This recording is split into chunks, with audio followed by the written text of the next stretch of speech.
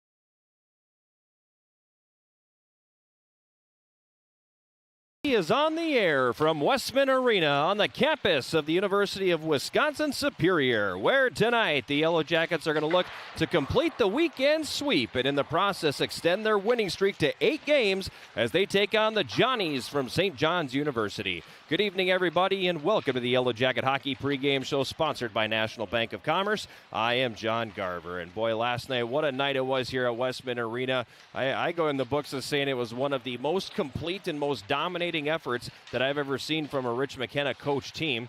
He felt a little bit differently when we had our conversation this morning, and we'll expound on that a little bit in the pregame interview that comes up later on in the pregame show. But all in all, really good effort for the Yellow Jackets here last night as they completed the 7-1 victory over Concordia, stretching their winning streak to 7 games and putting themselves in a really good position here to be on a nice long heater, as they like to say these days, as they go into the stretch run here in the WIAC. On the other side, St. John's comes in after a win at Northland last night, and they used that win to snap a lengthy losing streak of their own. They were 5-1 to open the season and went into last night at 5-6, but got the victory over Northland last night. It wasn't easy, though, as the Johnnies and Lumberjacks had a pretty hard-fought battle for much of the night, and I think maybe St. John's came into it thinking this might be a little bit easier than it ended up being. So it was a victory for them. They snapped a long losing streak, and they're going to look to start moving in the right direction too as they get into the throes of conference play here in the latter half of January. It's hard to believe that we're already in the middle of January. Hard to believe that for the Yellow Jackets, final non-conference game of the season here tonight. There'll be 9 games to go after this one. All 9 of them will be in WIAC play, and it should be a very interesting hockey game here tonight. Still more to come on the Yellow Jacket Hockey pregame show sponsored by National Bank of Commerce. We'll have our conversation with head coach Rich McKenna. We'll take a peek at the starting lineups, and when we come back after this break, we'll have a look at what happened around the league last night, take a look at the schedule, and also keep an eye on what's going on around the world of the Yellow Jackets as the basketball teams are both in action today. All that happening right after this timeout. This is Yellow Jacket Hockey on 91.3 KUWS Superior and Yellow Jacket TV, an affiliate of the WIAC Network.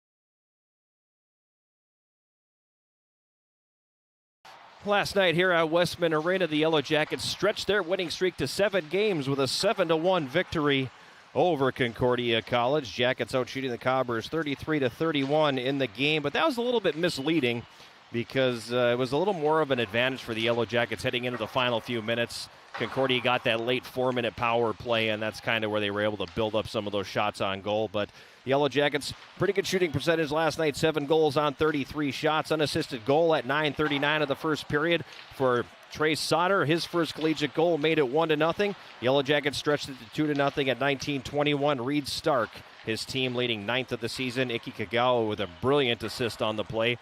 He got the primary. Blake Holmes got the secondary. It was 2-0 Yellow Jackets after 1. Jackets scored a power play goal. Yes, you heard that right. Yellow Jackets scored a power play goal at 3:46 of the second period. Third of the season for Colin Pedersen made it 3-0. Kagawa and Holmes the assists again. They scored another power play goal at 19:12, so in the final minute of the period. That one coming from Blake Setter, his second. Blake Holmes and Kobe Grant getting the assist, so the Yellow Jacket goaltender with his second assist on the season. In the third period, the Yellow Jackets stretched the lead some more at 2:09 of the period. Gavin Rasmussen getting his second. The assist going to Sauter and Frank DeVorney. Then a power play goal at 5:22. Dusty Bergstrom, his third, the lone assist to Matt Danziger.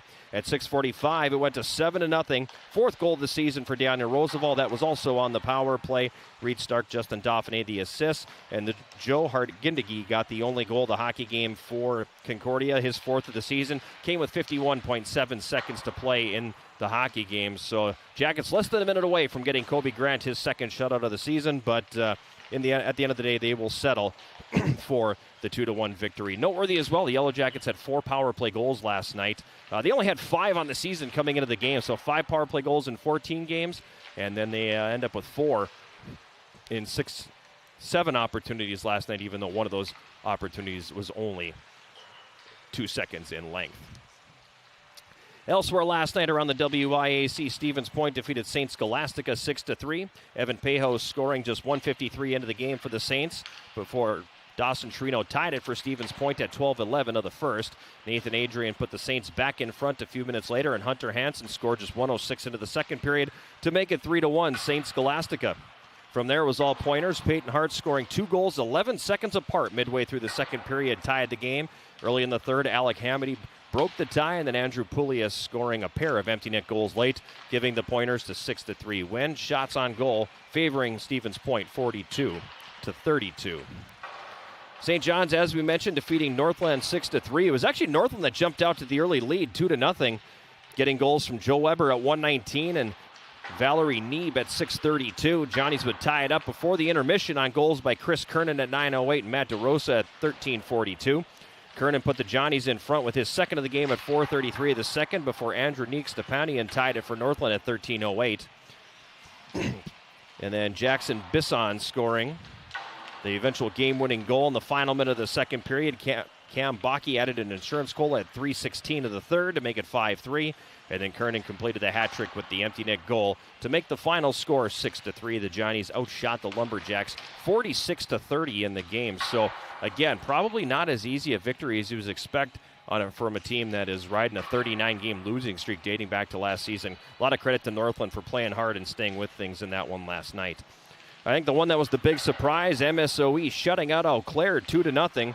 As the struggles continue for Eau Claire as they were blanked at home. Brennan Dickey opened the scoring with 2:16 left in the first period to make it 1-0 MSOE. And now it stand up as the game winner. Charlie Skinner made it 2-0 at 7:39 of the second period. Eau Claire got 16 saves from Max Guchar. And they outshot MSOE 22-18. Stout defeated Augsburg 5-1 last night. Augsburg took a 1-0 lead when Michael Ferrandino scored at 12:44 of the first period. In the second, Stout came roaring back, scoring 4 times. Gunnar Moore at 6:45. Hayden Stocks at 8:53. Jacob Halverson at 11:16. And Nicholas Pigeon at 13:57. That blew the game wide open. Sam Kroon scored at 4:30 at the third period to make the final score 5-1. Tyler Masternak made 23 saves for Stout, who outshot the Augies 39-24. Then Bethel defeated River Falls 6-3, so 3 of the games between the Mayak and Wyack yesterday finishing with a score of 6-3. Jeremiah Conkle opened the scoring for Bethel at 9:50 of the first period, and Spencer Kring made it 2-0 a few minutes later.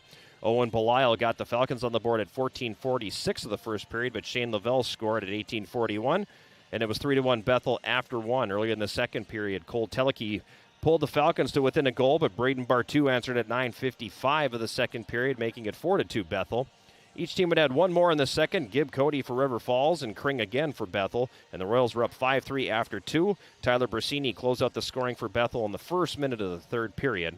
Shots favoring River Falls at 33-30. So after last night, the Yellow Jackets 11-3-1. River Falls is 8-6. Eau Claire 5-7-1. Stevens Point 8-4-1. Stoke creeping above 500. They are now 7-6-1.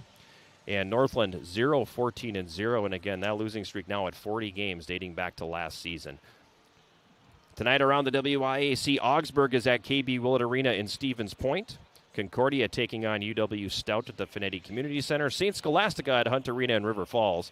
And MSOE is at the Hobbs Ice Arena to take on UW Eau Claire in the second game of their series.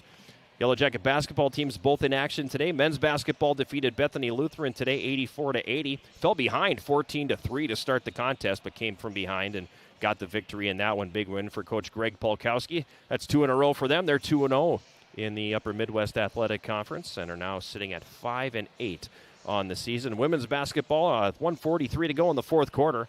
The Yellow Jackets and Bethany Lutheran tied at 60, so we'll keep our eyes on that one as well.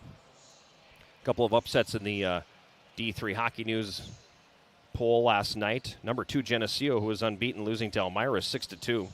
And then in a mild upset, number 6, Adrian, defeating number 4, Trine 4-3. So the volatility across the board in NCAA Division III. It's crazy how much things are changing and how it truly is on any given night, anybody can beat anybody. About 21 and a half minutes away from the start of this one between the Yellow Jackets and the Johnnies. We'll take a timeout. When we come back, we will have our conversation with Yellow Jacket head coach Rich McKenna. This is Yellow Jacket Hockey on 91.3 KUWS Superior and Yellow Jacket TV, an affiliate of the WIAC Network.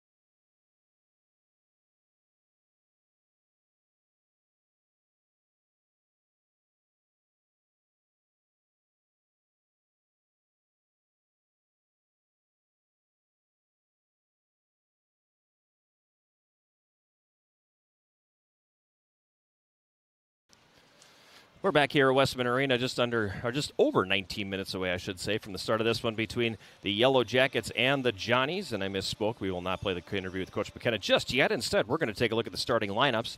Starting lineups in this one are sponsored by Superior Choice Credit Union. And for the Yellow Jackets, it's going to be Kobe Grant getting the start in goal once again, making his third consecutive start on the season for the Yellow Jackets. He's 4-1-1, has a 1.80 goals against average, a .945 save percentage.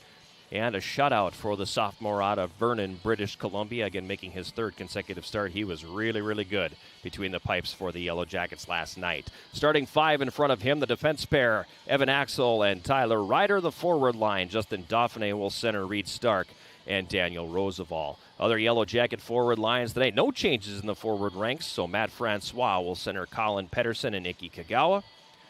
Alexei Yarmolnik will center Logan Nickerson and Blake Setter. And Gavin Rasmussen will have Chris Ishmael on the right wing and Trey Sauter on the left wing. Other defense pairs for the Yellow Jackets tonight. Matt Danziger will pair with Dusty Bergstrom, and Blake Holmes will be with Frank Devorny. Backup goaltender tonight is Jack Boschert, and the extra skater is going to be Liam Whitehouse. That's the only change for the Yellow Jackets here tonight. Liam Whitehouse coming in for Sam Brennan. On the other side, it's going to be John Howe getting the starting goal for St. John's. He is a 6'3", 190-pound junior from Chanhassen, Minnesota, making his 7th appearance on the year. He's 4-2, a 2.02 goals against average, a .942 save percentage, and 1 shutout for John Howe, the starting goaltender for St. John's. Defense pair in front of him, Zach Innebeck and Michael Spinner, and the forward line, Chris Kernan will center Rob Christie and Jack Wandmacher. And those are your starting lineups tonight, sponsored by Superior Choice Credit Union. 17 and a half minutes away from the drop of the puck between the Yellow Jackets and the Johnnies. We'll take a quick timeout and come back with our conversation with Yellow Jacket head coach Rich McKenna. This is Yellow Jacket Hockey on 91.3 KUWS Superior and Yellow Jacket TV, an affiliate of the WIAC Network.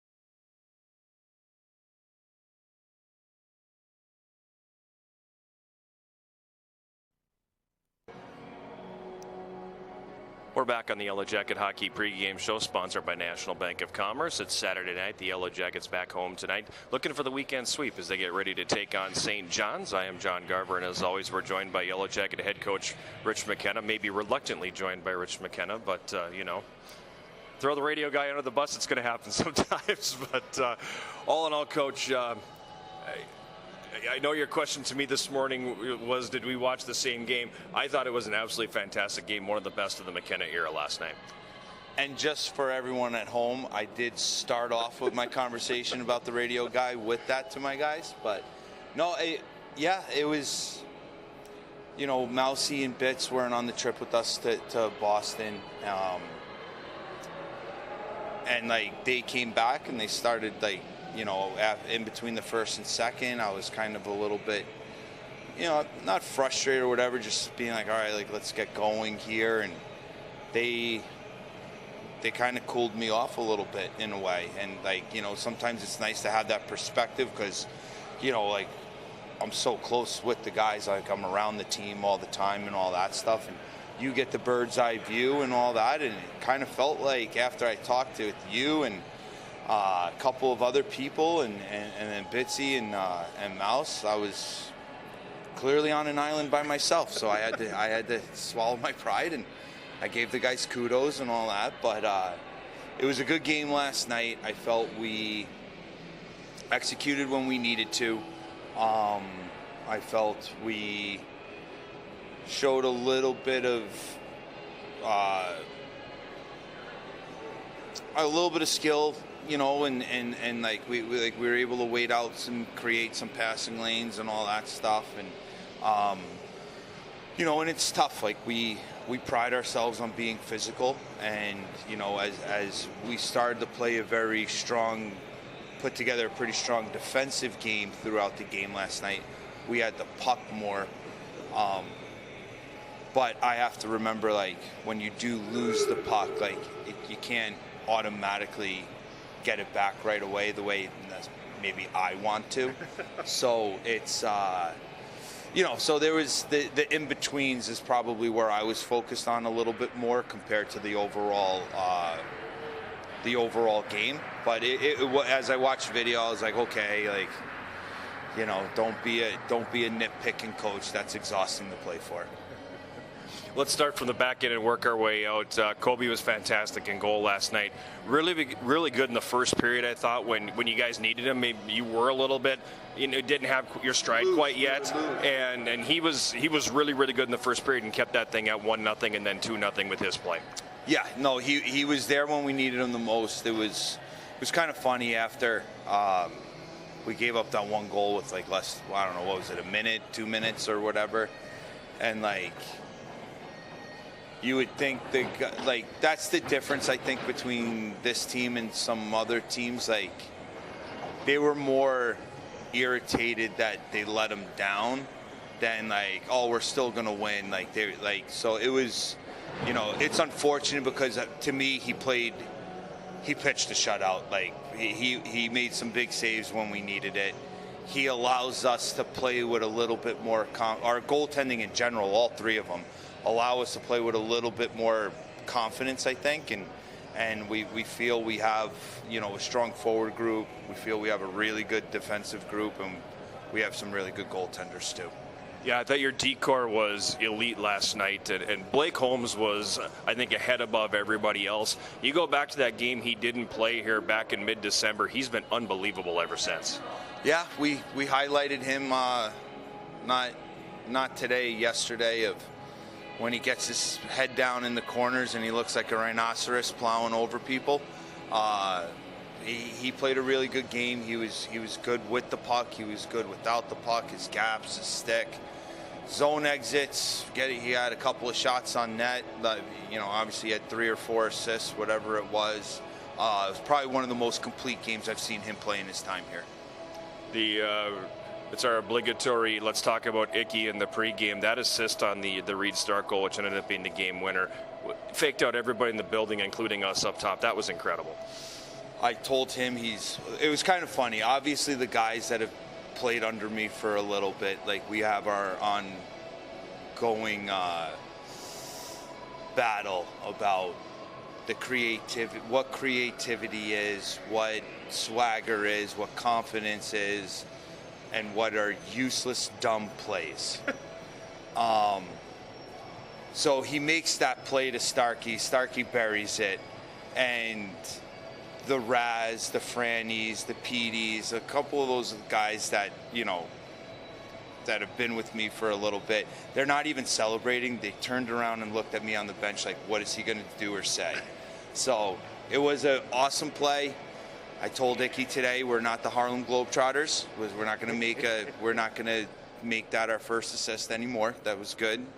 It happens. It's a highlight.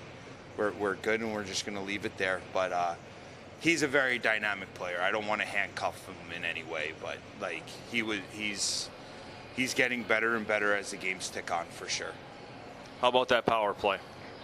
Well, I really don't want to talk about it because that was a power play I haven't seen. And 2 years and a year and a season and a half now. But they kept it simple. We've been working on it. It clicked yesterday. We got to, I'll become a believer when it becomes a little bit more of a consistent thing. One game they did their, they did their job. It was good. If we can get that going, I think that would be a real advantage to us. I mean, we had, what do we have? Four power play goals last night, 3 5-on-5 goals. If you could get 3 5-on-5 goals and a power play goal a game, you're going to be a tough out. So I thought our PK was good last night. I thought we got a little bit wonky at times, but our special, I was very proud of our special teams last night. Hopefully the power play continues down, even if it's just a quarter of what it was yesterday.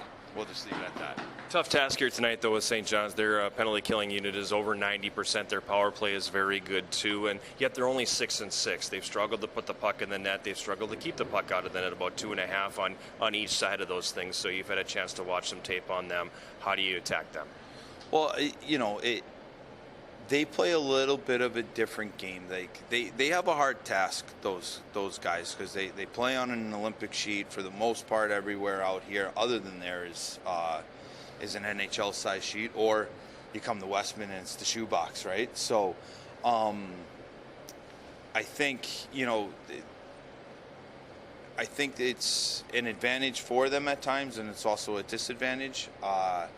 But because of where they play, I think they have a strong transition game, so we need to make sure our forecheck's going, we're reloading properly, our F3's holding his ice, D have good gaps and sticks.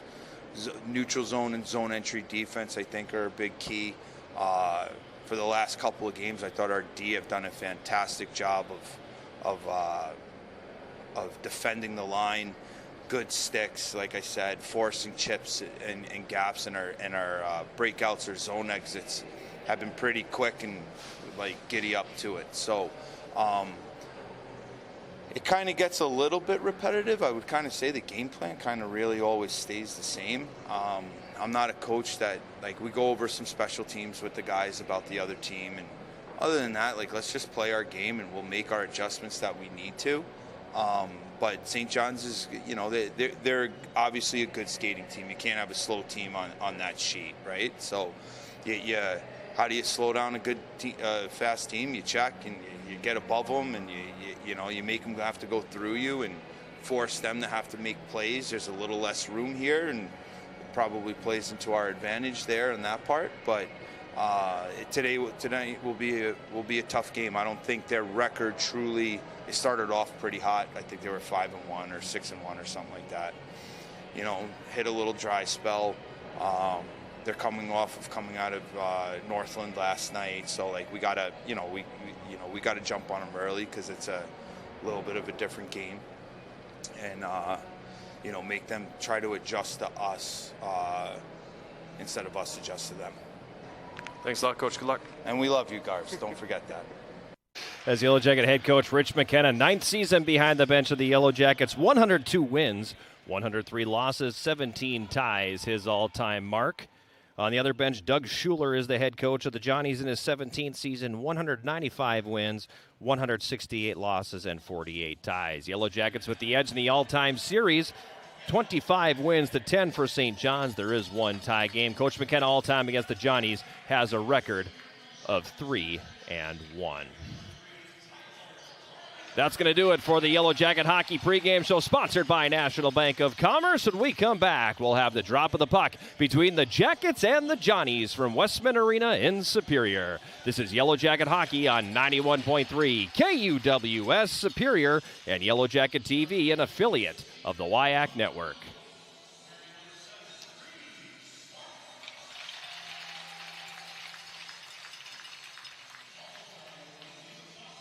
Let's keep it there for a bit.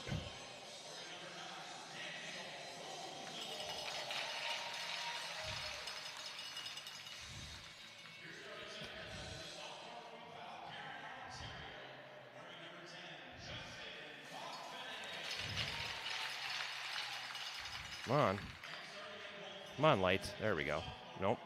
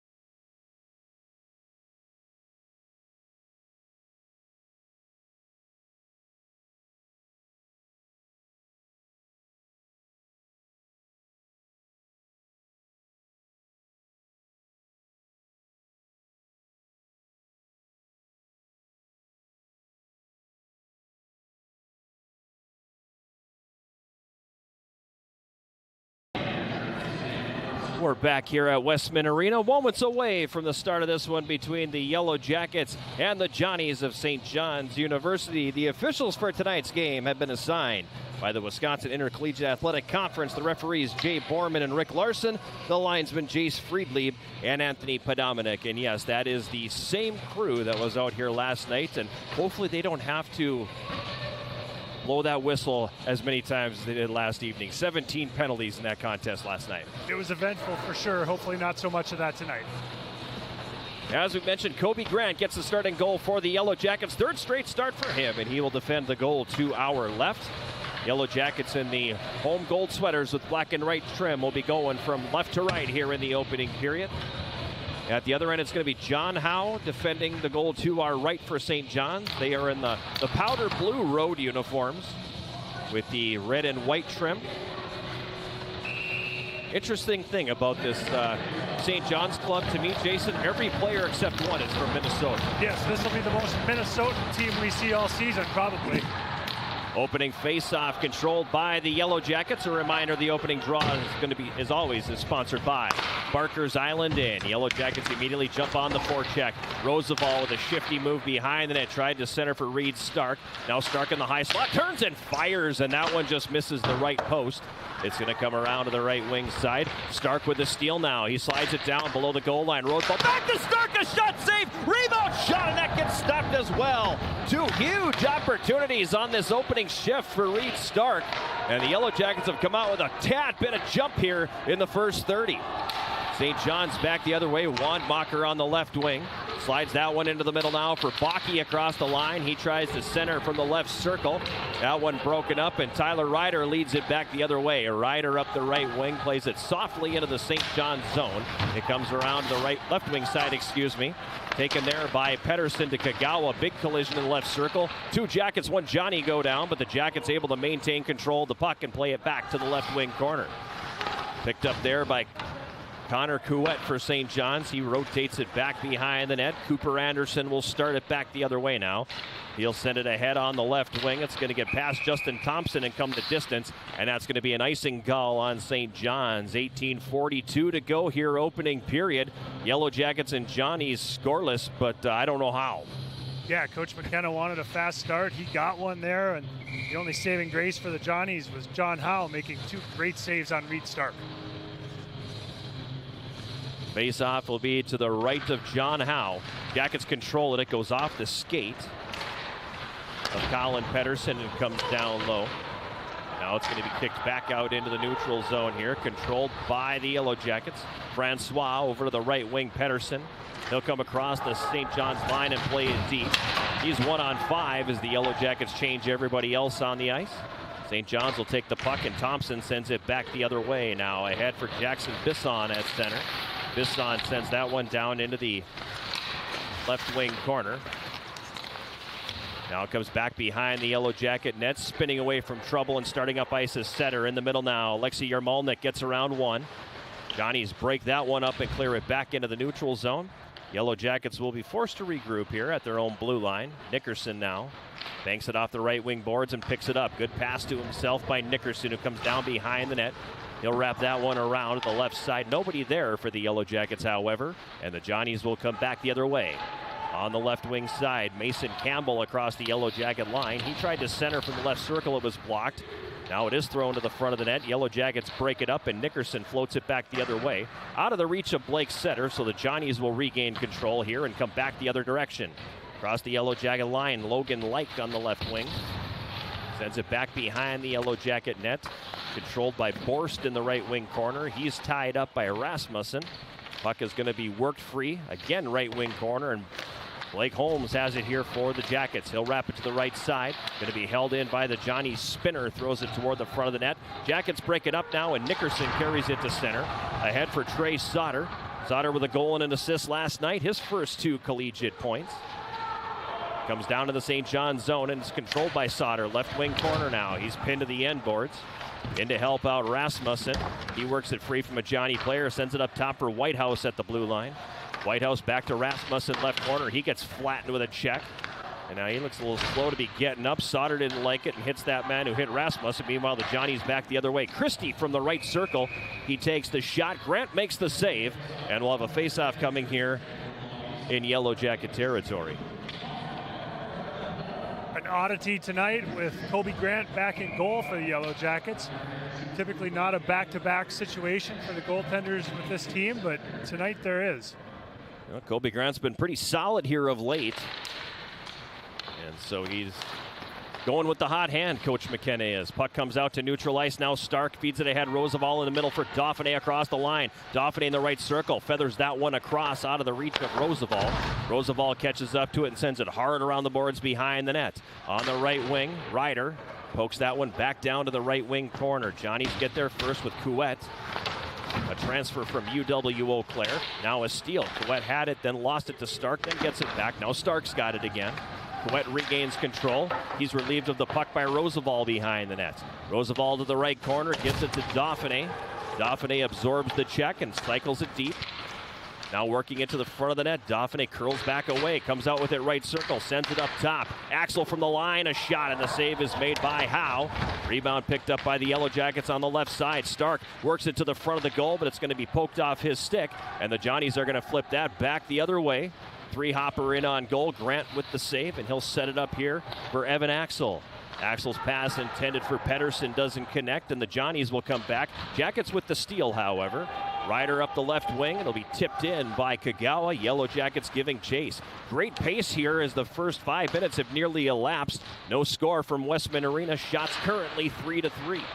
In the neutral zone, the Johnnies take it on the left wing and send it into Yellow Jacket territory. Bergstrom behind the net. He'll flip that one high in the air, and that'll get up on in and come the distance. Oh, they called icing after the goaltender Howe came out to play it. And that's going to end up being a neutral zone face-off, I would imagine. Yeah, that won't be on the official's highlight reel there as the goalie John Howe came out and played that puck about 3 feet above the extended goal line. Inadvertent whistle trying to anticipate the icing there, and as you said, John, will come out to center ice for the face-off. Neutral zone face-off here as we pass the 5-minute mark of this opening period. Yellow Jackets and Johnnies scoreless from Westman Arena in Superior. I am John Garver. He is Jason Roan, and we're happy to have you with us. Mason Campbell for St. John's carries it to center, comes all the way to the left wing boards and backhands it in. Jackets pick it up now. It's Danziger with the puck. Matt Danziger in the middle. Feeds Bergstrom up the left wing. Kagawa. He could sense the guy steaming off the bench who was going to flatten him and was able to get away from trouble. Then eventually does get knocked off the play. Johnny's come back the other direction.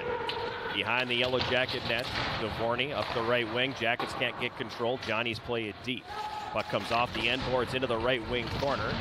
Picked up there, and now Setter on the left wing clears it ahead to center. For Blake Holmes leading the rush now. Holmes, drop pass, Nickerson whiffs on it in the right circle. He'll pick it up on the right wing boards and cycle it down. Left corner, Yermolnik for the Jackets. Up top, left point Dvorny, back down the boards. It comes up to the left point again. He'll walk it to the middle, Dvorny will. Right circle, Nickerson takes the shot. Stick save made by Howe. Behind the net for the Jackets, here's Setter. Gets it to Yermolnik. He'll slide it up top. Holmes at the left point. Walks, fires, tip, and the save made by Howe. As Stetter got a stick on that one between the circles. Now the Johnnies take it, and they'll clear. Jackets dodge the too many men on the ice by inches there as Ishmael starts Holmes the other way. Holmes, right circle, fires, and that one just misses high. Ishmael at the right side trying to bank that one in, and it doesn't go. Now Ishmael in the right corner. The White House from the right point is shot. That'll go wide. Coming down, Bergstrom takes the hit, gets knocked off the play, and the Johnnies will come back to center. Inside the Yellow Jacket blue line, down the left wing, DeRosa. DeRosa's got it left circle, up top. Left point shot, hits traffic in front, ricochets wide. Karem's off the end board, right back into the goal crease, and Grant will cover. 13:05 remaining here in this opening period. Yellow Jackets and St. John's scoreless. Lively bounce off the end boards there. Kobe Grant had to be Johnny on the spot to get that one. Good start for the Yellow Jackets, winning a lot of puck battles in the offensive zone, creating a lot of secondary chances. Everything you'd want as a coach so far. Jackets win the face-off. Bergstrom behind his net. Comes around the left side, wins the battle, and slides it for Sauter. Sauter to the middle now for Rasmussen, and he'll flip that into the St. John's zone left corner. Sauter gets there first. He picks it up and carries behind the net. Ishmael there to help out. Puck squirts loose, and the Johnnies are going to come back with it and come to center. They get to the red line and flip it into the left corner. Yellow Jacket territory. Comes back behind the net. Logan Like poked it to the right wing corner. Jackets get it back. And then Tyler Ryder throws a pass ahead to center that nobody in a gold sweater had an opportunity to make a play on. So it'll be icing called on the Yellow Jackets. Ryder was running out of angle and running out of options there. Although with his skating ability, he has more options than most. That would have been my one option. And back when I played, you didn't have to stay on, so that would have been my option. And Coach Nelson would be like, out. When in doubt, chip it out. Off the glass and out. And then now chip it out. Sauter up the left wing for the Yellow Jackets, crosses the red line and flips it to the right corner, giving Chase Ryder. There's that skating ability Jason was talking about. It forced a turnover. Francois, the shot, the save by Howe, and then the rebound is pushed just wide. Francois centering pass up front, the shot, Kagawa, and that one just misses. Delayed penalty call coming on St. John's. I initially thought they were going to call Francois because he wrestled the St. John's player to the ice, but it was because he was being held. So the Jackets will be headed to the power play here as we pass the 8-minute mark of the first period. No score. Ryder carries to center. Over to the right side for Axel across the line, and is that going to do it for the power play? Yes, it is. Yeah, they're going to get Kagawa for interference. So there will be no power play. Instead, we're going to play 4-on-4. You always like to help your attacker out there at the blue line, sometimes just kind of getting in the way a little bit, creating a lane for them to be able to carry the puck and have an easy zone entry, but Iki Kagawa just helped out a little too much on that one, as it turned out.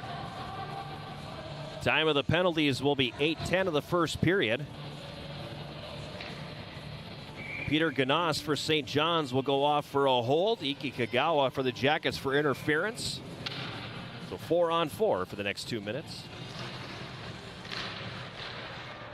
Stark and Dauphiné the forwards. Dauphiné comes away with the puck, carries into the St. John's zone, tried to drive the net, but the Johnnies do a good job cutting that off. Now right at the top of the goal crease, Danziger had it. Up top to the right point, Bergstrom walks off the wall, takes the shot. Howe makes the save, and he'll hang on to that as tried to use the Dauphiné moving screen there, but I think the screen a tad late. It did get in front of the goaltender. Yeah, Dauphiné gave him the beaver clap with the stick there, letting him know he was going to cut through and go for the redirect, and by the time the shot came through, it was just maybe a beat too late.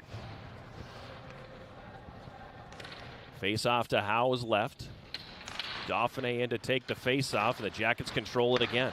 This is Reed Stark. Stark drives it to the front of the net, takes the shot, and that one goes right through the goal crease. Ends up in the left wing corner, pitching down from the left point. Bergstrom, Jackets able to control it again. Left corner, Dauphiné trying to find Stark in the left circle. That doesn't connect. Johnny's come away with it here, and they're going to slide it ahead to center. Into the Yellow Jacket zone, DeRosa. Had it for a moment, then lost it. Now the Yellow Jackets regain control off the errant pass. They're going to use some time here to change. It looks like, well, one guy is going to change. Now they're going to go for the change as Danziger takes it up ice, gets across the line and fires. The save is made by Howe. On the left side, Stark gives down low. Rasmussen for the Jackets. Pushes it over to the right side. Nobody there, however. Forwards were changing, so it's going to be controlled here by the Johnnies with 50 seconds left in the coincidental minor penalties. Good check in the neutral zone by Rasmussen to separate his man from the puck. Yellow Jackets will take control here.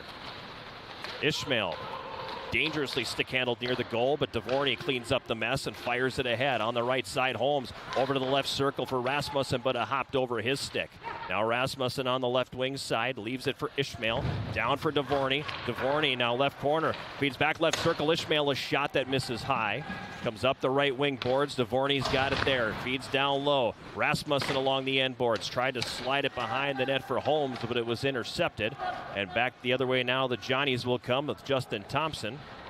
Thompson passes that one ahead as we've passed the 10-minute mark of this opening period. Yellow Jackets and St. John's scoreless. Shot taken from the left circle by Bakke, steered away by Grant. Penalized players are back on, so we're back to 5-on-5. Yellow Jackets setter gets tripped up but clears it to neutral. It's going to be driven right back in. Wouldn't have counted as the Johnnies were offside. And the Yellow Jackets will come back on the attack. At center, Yarmolnik across the St. John's line. Goes up volleyball style and spikes it down. Johnnies will take the puck back. Saucer pass shoulder high isn't going to come anywhere except all the way down, and that'll be icing on the Johnnies with 9:23 to go here in this first period. Shots 9-5 favoring the Yellow Jackets, and we remain scoreless. Big credit for that shots advantage to the work that the Jackets are doing in the offensive zone below the circles right now. Winning a lot of puck battles, even when they're outnumbered on the puck. Dusty Bergstrom came away with one on his last shift. Just really excellent, dogged work down low by the Yellow Jackets. Face-off controlled by the Johnnies. That's their first face-off win of the hockey game. Yellow Jackets, who traditionally struggle in the circle, have been really good so far this evening. Puck played into the Yellow Jacket zone. It's Axel on the right wing side. He'll play that ahead to center for Setter. A little too high and a little too much on it, so he had to try to knock it out of the air with the skate. Nullified the icing, so I guess that's the important thing. Now at center, Ryder drives it hard into the St. John's zone. It's going to come all the way back around to the right wing. Yarmolnik gets a stick on it and fires that to the left corner. Chasing it down is Bisson for the Johnnies. He'll rotate it back behind his net. Whitehouse breaks up the clearing attempt. Yellow Jackets had it for a moment, then lose it, and it's cleared. At the red line, Whitehouse sends it ahead. Pettersson across the line, fires right circle, save made by Howe. And then he'll drop down and cover it. And we're going to get a face-off here in the St. John's zone. If you can't get enough of the Yellow Jackets, tune into Eye of the Swarm, the official podcast of Yellow Jacket Athletics. Join the big sound, Matt Johnson, and me throughout the year as we sit down with Yellow Jacket student athletes, coaches, and other guests. Eye of the Swarm is available on Yellow Jacket TV, on UWSYellowJackets.com/podcast, Spotify, iTunes, or wherever you get your podcasts. A little greasy out there on the roads tonight, John. Is it? Going to be an interesting trip home for the Johnnies if they choose to board the bus and head that way tonight, which I assume they probably will. I'd imagine. I mean, half the fleet from St. Cloud is in the Twin Ports today, so. Right, basketball, hockey. The Johnnies, I mean, they're all here. Right, Johnnies, Huskies. Indeed. Central Minnesota night in the Twin Ports again. 8:35 remaining here in this first period. Yellow Jackets and St. John's are scoreless. The face-off in the St. John's zone to the left of goaltender John Howe, junior from Chanhassen, Minnesota. Francois in to take the face-off. He'll win it. Pokes it up to the blue line. Bergstrom walks down left circle, takes the shot. The save made by Howe. Rebound to the left corner. Bergstrom picks it up there again. Bergstrom battling for possession, in there to help out Pettersson and Kagawa, but the Johnnies ultimately come out with it. They flip it to neutral, gloved out of the air by Francois. He's pinned to the boards, but then he'll slide it for Pettersson, who dumps it in. Puck comes behind the Johnnies' goal.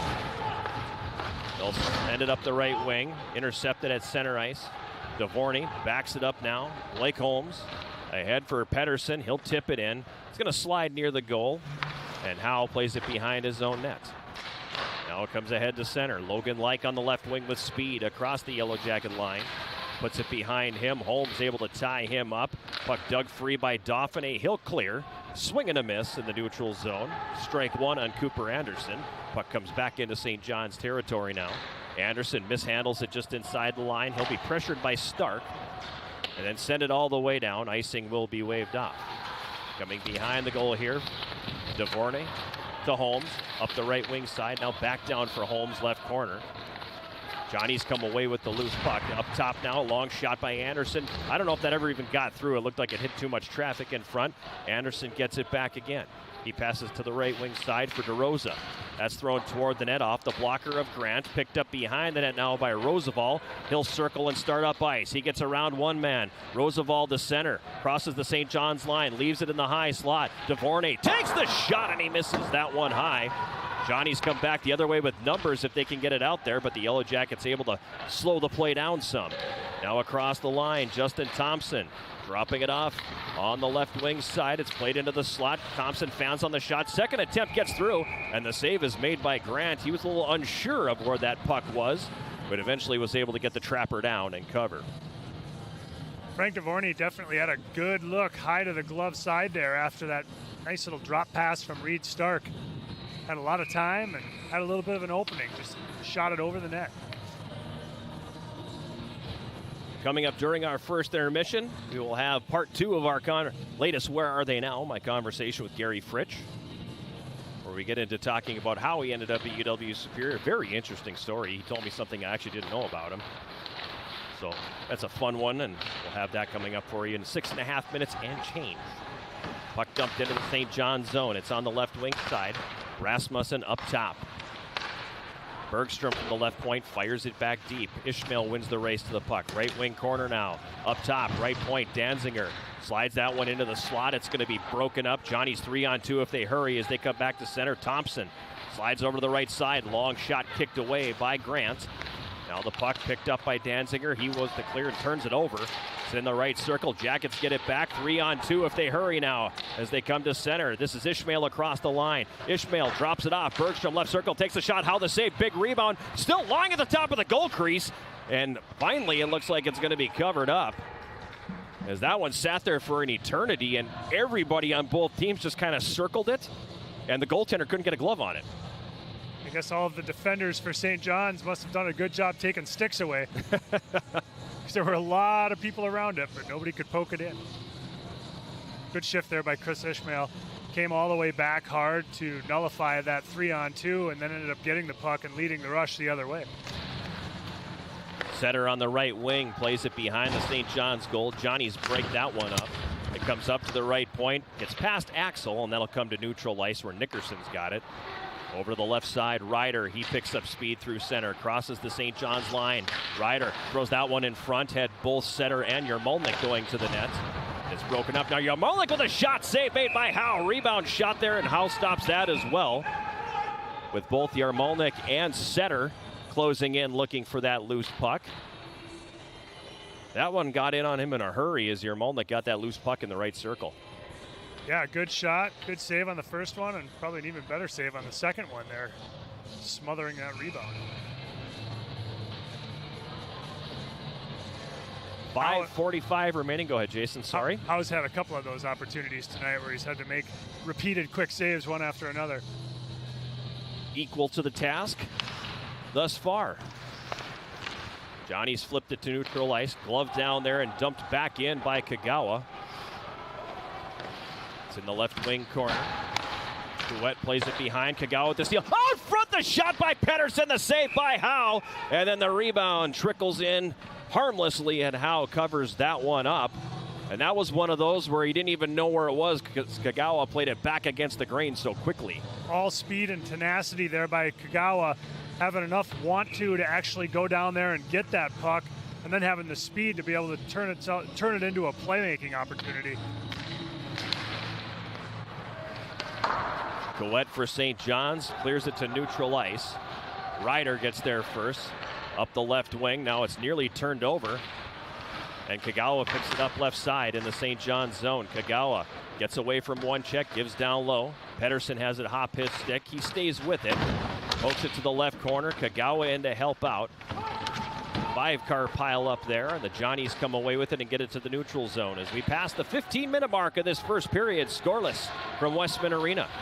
On the right wing side, it's controlled by Borst. He feeds that. They take it to the net. The opportunity there by DeRose, who got behind the D and walked right through the goal mouth, only to lose the puck at the last minute. In the neutral zone, it comes back into Yellow Jacket territory. Whitehouse flips it ahead for Roosevelt. Roosevelt across the St. John's line. Tried to feather the backhand through for Dauphiné, but that doesn't go. And it's going to come back down into Yellow Jacket territory. Dvorny giving it to Blake Holmes. Holmes for the Jackets now, gets around one man with a nifty move, crosses the St. John's line. Holmes drives it down low, takes it to the net. The shot save made by Howe. Rebound directed behind the net. Penalty coming. It's going to be on the Yellow Jackets here as Dauphiné took a man down. The question being, how many minutes is it going to be? Looks like it's just going to be a 2 for a cross check, and the Johnnies are going to head to the power play. That was a pretty low impact collision. The Johnnies player, to his credit, hopped up rather quickly and was able to skate off under his own power. Just a good board battle there. Unfortunately, a little too aggressive with the cross check. Time of the penalty, 15:49 of the first period. Justin Dauphiné cross-checking. First power play of the night goes to St. John's. It's a good one, too. 16.1% coming into the game. Yellow Jacket PK. 87.5%. Bergstrom up the right wing, and that'll be sent all the way down the ice by Colin Pedersen. Pedersen and Rasmussen up front, Danziger and Bergstrom the defense, as the Yellow Jackets are on the penalty kill for the first time. Across the Yellow Jacket line, Wandmacher left side, circles the net, comes out right wing circle, gets that one up top, right point. Back to Wandmacher, right side of the net. Johnnies come out with it. Give it up top. Cooper Anderson at the right point. Saucers it over to the left. Bisson with a long shot. Grant the save. Rebound picked up by Christie behind the net. Now the Jackets with the steal. Carrying it up the left wing, Pedersen. Pedersen down to the left corner. Doing a great job ragging the puck and letting the other three killers change. And now the Johnnies will change personnel as well and hole up behind their net with a minute left in the power play. The numbers on the sleeves are really hard to read. They are. That red on the powder blue is a difficult read for my 50-year-old eyes. Puck dumped in behind the Yellow Jacket net.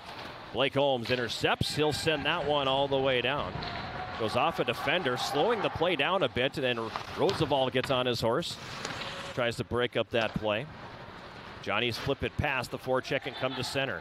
They cross the Yellow Jacket line. Bakke on the right side. Carries behind the goal to the left corner. Cam Bakke for the Johnnies. Centering pass intercepted easily by Ishmael. He'll fire it all the way down. Probably had some thoughts about going for the potential scoring opportunity, but took the smarter play, sent it down, and changed. On the right wing, the pass avoids Garrett Smith and comes all the way down, and it'll be an icing call on the Johnnies. Just 5 seconds left in the minor penalty to Justin Dauphiné. 2:16 to go here in the first. No score. Daniel Roosevelt just finishing up a PK shift there and went to the bench with a jersey looking a lot like one of the old Earl Campbell tearaways. He's going to need some repairs to that uniform in the locker room during the intermission. That is a dynamite reference. Oh, NFL Films, I now hear John Facenda in my head. That's a great highlight, too. It is. Keep pumping those legs, Earl. On the left wing, Garrett Smith for the Johnnies dumps it in. Penalty time has expired, so the Jackets are back to 5 skaters. Puck is in their zone now, and Francois gets it loose. It's moved ahead onto the left wing. Setter Tried to drive to the front of the net, but lost control of the puck, and the Johnnies will come back on the attack. Garrett Smith across the Yellow Jacket line for Sabo on the left. He'll go cross ice. It comes off the boards to the right circle. That one's going to be high and wide. Jackson Sabo tried to go back to the left corner. Yellow Jackets intercept, and Nickerson's got it now. Nickerson plays that into the St. John's zone. Chouette picks it up. He's driven down hard with a check by Blake Setter. Johnny's maintained control of the puck, and they'll send that the distance. Icing waved off, so Grant comes out to play it. Leaving it for Blake Holmes. Last night that combo resulted in an assist for Kobe Grant, his second of the season. No such luck this time, however, as the puck comes to center. And on the right wing, Sauter dumps it in. Howe out of his goal. Plays it over to the right side. Now comes back behind the net, and the Johnnies are going to clear. Inside the Yellow Jacket blue line. Whitehouse throws that one ahead at center. It's intercepted. Johnnies come right back on the attack. Long shot from the line is going to be tipped by the defense and ends up left corner. Now a loose puck behind the Yellow Jacket goal taken by Holmes. He fans on the clearing attempt, but the Jackets able to get it back with Sauter. Gets away from one and slides it ahead. Rasmussen on the backhand sends it in. Howe's going to cover, and we'll get the face-off coming here in the St. John's zone. Just 33.7 seconds to play here in this opening period. Yellow Jackets and Johnnies are scoreless. UWS opening up a sizable shots on goal advantage here. The scoreboard now showing it at 18-8. And the computer says? 18-8. Nice. Once again, everything copacetic. Roosevelt in the right corner, wraps that one around. Wanted Danziger at the blue line, but it gets past him and comes all the way down. Danziger chases it down, gives it behind his net for Bergstrom. Up the left wing boards for Stark. In the middle, Dauphiné. He crosses the St. John's line. Wanted to slide it ahead for Danziger going to the net. It's behind the St. John's goal now with 10 seconds to go. Dauphiné out front for Stark, and that one doesn't quite go. Now Roosevelt, sharp angle shot. Howe makes the save. Rebound's going to be cleared. It gets to the line, held in there by Bergstrom. Lets it go, and a pad save made by Howe, but it would not have counted anyway as this opening period comes to a close. And I got to tell you, Jason, we had a good one here last night, and it carried over. That was a pretty entertaining period. Absolutely an entertaining period, and we came into this one expecting a closer game, maybe some low event hockey, and in some segments it was a bit of that. Definitely more of a tight checking, highly competitive game tonight. 0-0 into the first intermission. The only thing that's the reason it's 0-0 is the John Howe between the pipes, because Reed Stark probably should have a hat trick in this first period. Yeah, Stark had an excellent first period, highly involved. 3 shots on goal, got 2 in rapid succession at point blank range. Howe made great saves on both of those to keep this thing scoreless. No score after one. We'll take a timeout and come back with our first intermission, sponsored by Hovland Incorporated. Part 2 of our conversation with former Yellow Jacket Gary Fritsch. This is Yellow Jacket Hockey on 91.3 KUWS Superior and Yellow Jacket TV, an affiliate of the WIAC Network.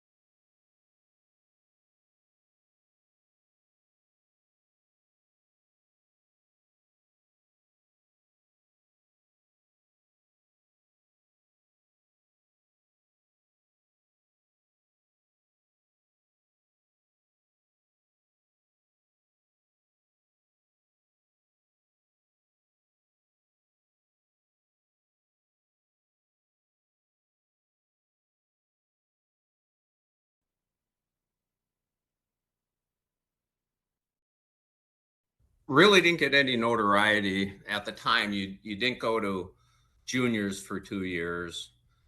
And because we never advanced beyond getting beat probably in the first round of the regionals, my hockey career was not notable outside of, I think I made the all conference teams and was, in Duluth's top 5 or whatever it was.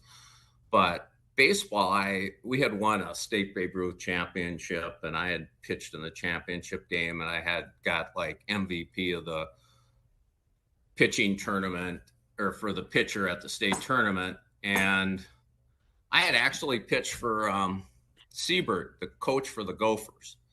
And I had thrown pretty well that day. And he told me I had a Big Ten fastball, and he would give me the same deal he gave Dave Winfield. So I figured, I'm going. I got a full ride. I'm going to Minnesota. And then he says, if you make the team your first year, I'll get you a Williams scholarship your sophomore year. And so my 2 choices were to go to really Minnesota. And then I asked him and try to play baseball, but kind of go on as a walk-on without any,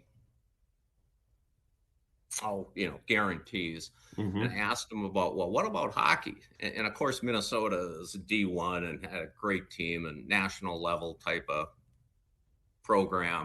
And he says, well, we got a really good intramural program. Well, that didn't appeal to me very much. And I was really torn between playing baseball and hockey at UWS. And at the time, Wally Ackford came over and saw me and said, you can probably play right away. And then also Vince McMahon, who was the baseball coach, came over and says, you probably got a real good shot at being in the starting rotation, blah, blah, blah. So I was juggling things. And I also, to be honest with you, the key feature was I was going with my wife, Bonnie Ellenbach at the time from Central. And if I went to Minnesota, you always say, well, things are going to work out, and probably not. But I really like the idea of playing 2 sports, and I could stay around, and I did marry her. So we've had children, and we're still together after 50 some years. So it all worked out favorably. And I really enjoyed, I can't say enough about how much I enjoyed my time at UWS. I got to play hockey and baseball for 4 years, participate, and, really got a chance to, I think each year, the programs that I played on got stronger, and hockey ended up, we beat St. Scholastica in a dream finish for me anyways. And my senior year, and our baseball team, I think it was my second year, tied for the Northern Conference division, but we got beat on runs allowed with lacrosse. So we both had really good programs when I was there that kind of started out not so good, but finished very strong. And we just got really lucky, and we had a lot of local players go there who were really good athletes. We had, in hockey, we had Steve Anderson from Denfeld, and you had John Wojciechowski and Mark Wellman and Jeff Lean and Ralph Worthing from Central and John Hansen from Two Harbors. And in baseball, we had a similar thing. Steve Anderson was our shortstop, and we had Pete Susan and Sam Rajanen and Greg Knoll and Lenny Campbell and Lee Klein was a pitcher. And we had an enormous amount of pitching for just a bunch of guys showing up to a campus without any scholarships at the same time. So we had kind of went from, a couple things where, single digit win seasons to being, I don't know what we were, 20-10 or something like that. So, and even the baseball program turned itself around incredibly. So a lot of fun, a lot of good times, a lot of people we still get to see. We get a golf outing going every now and then, Buff Van Dam. And it was, like Mats Fukushima, I see all the time, and Buff, and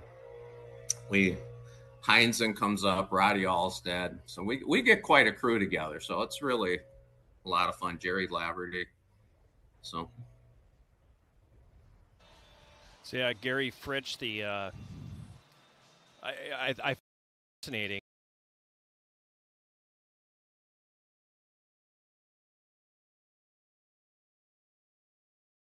Let's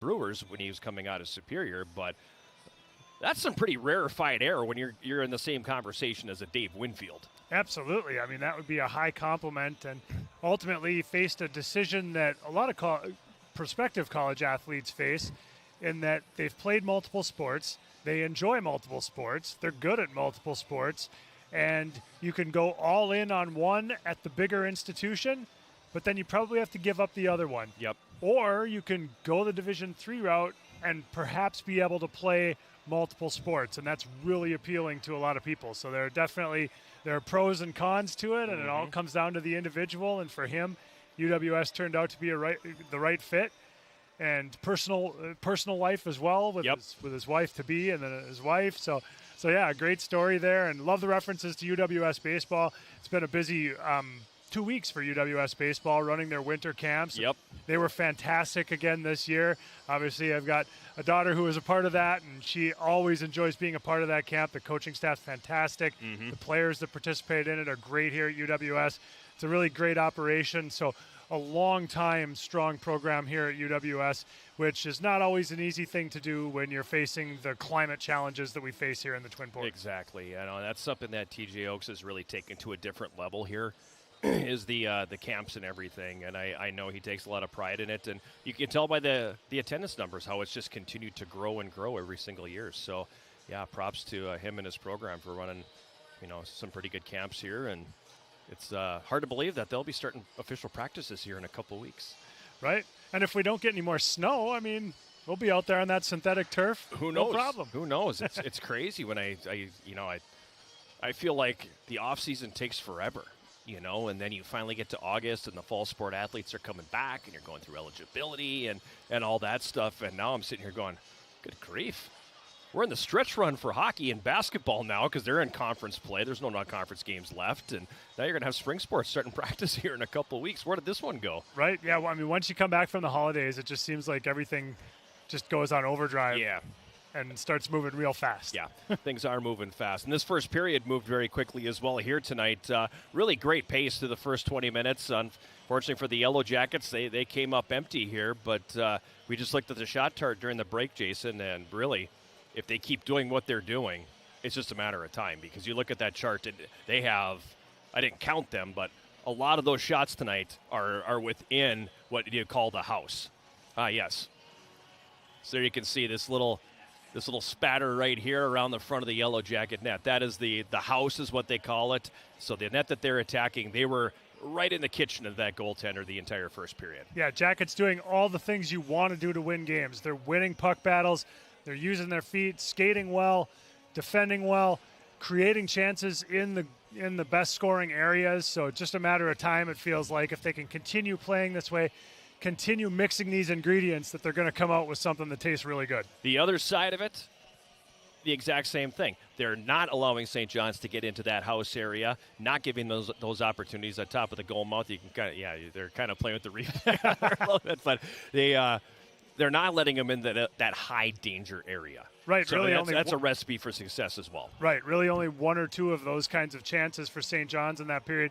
And I think one of them, the last one, when they made the power move off the right side, didn't actually end up resulting in a shot on goal. He lost the puck. He lost the puck. So, yeah, UWS doing a good job of protecting the house on their own end. So, good formula so far. Hopefully the Yellow Jackets can keep it up in the second period. Yellow Jackets St. John's scoreless after one. We'll take a timeout and come back with the start of period number 2 right after this. This is Yellow Jacket Hockey on 91.3 KUWS Superior and Yellow Jacket TV, an affiliate of the WIAC Network.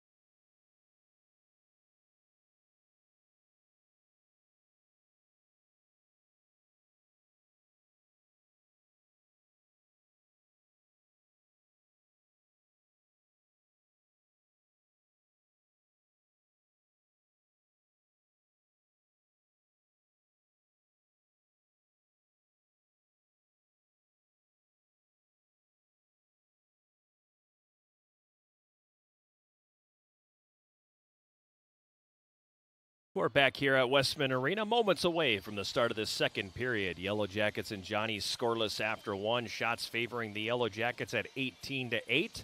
Johnny's with the only power play of that opening period, and the Yellow Jackets held them without a shot on goal. So the PK has been very good for the Yellow Jackets throughout the year, getting the job done in that one.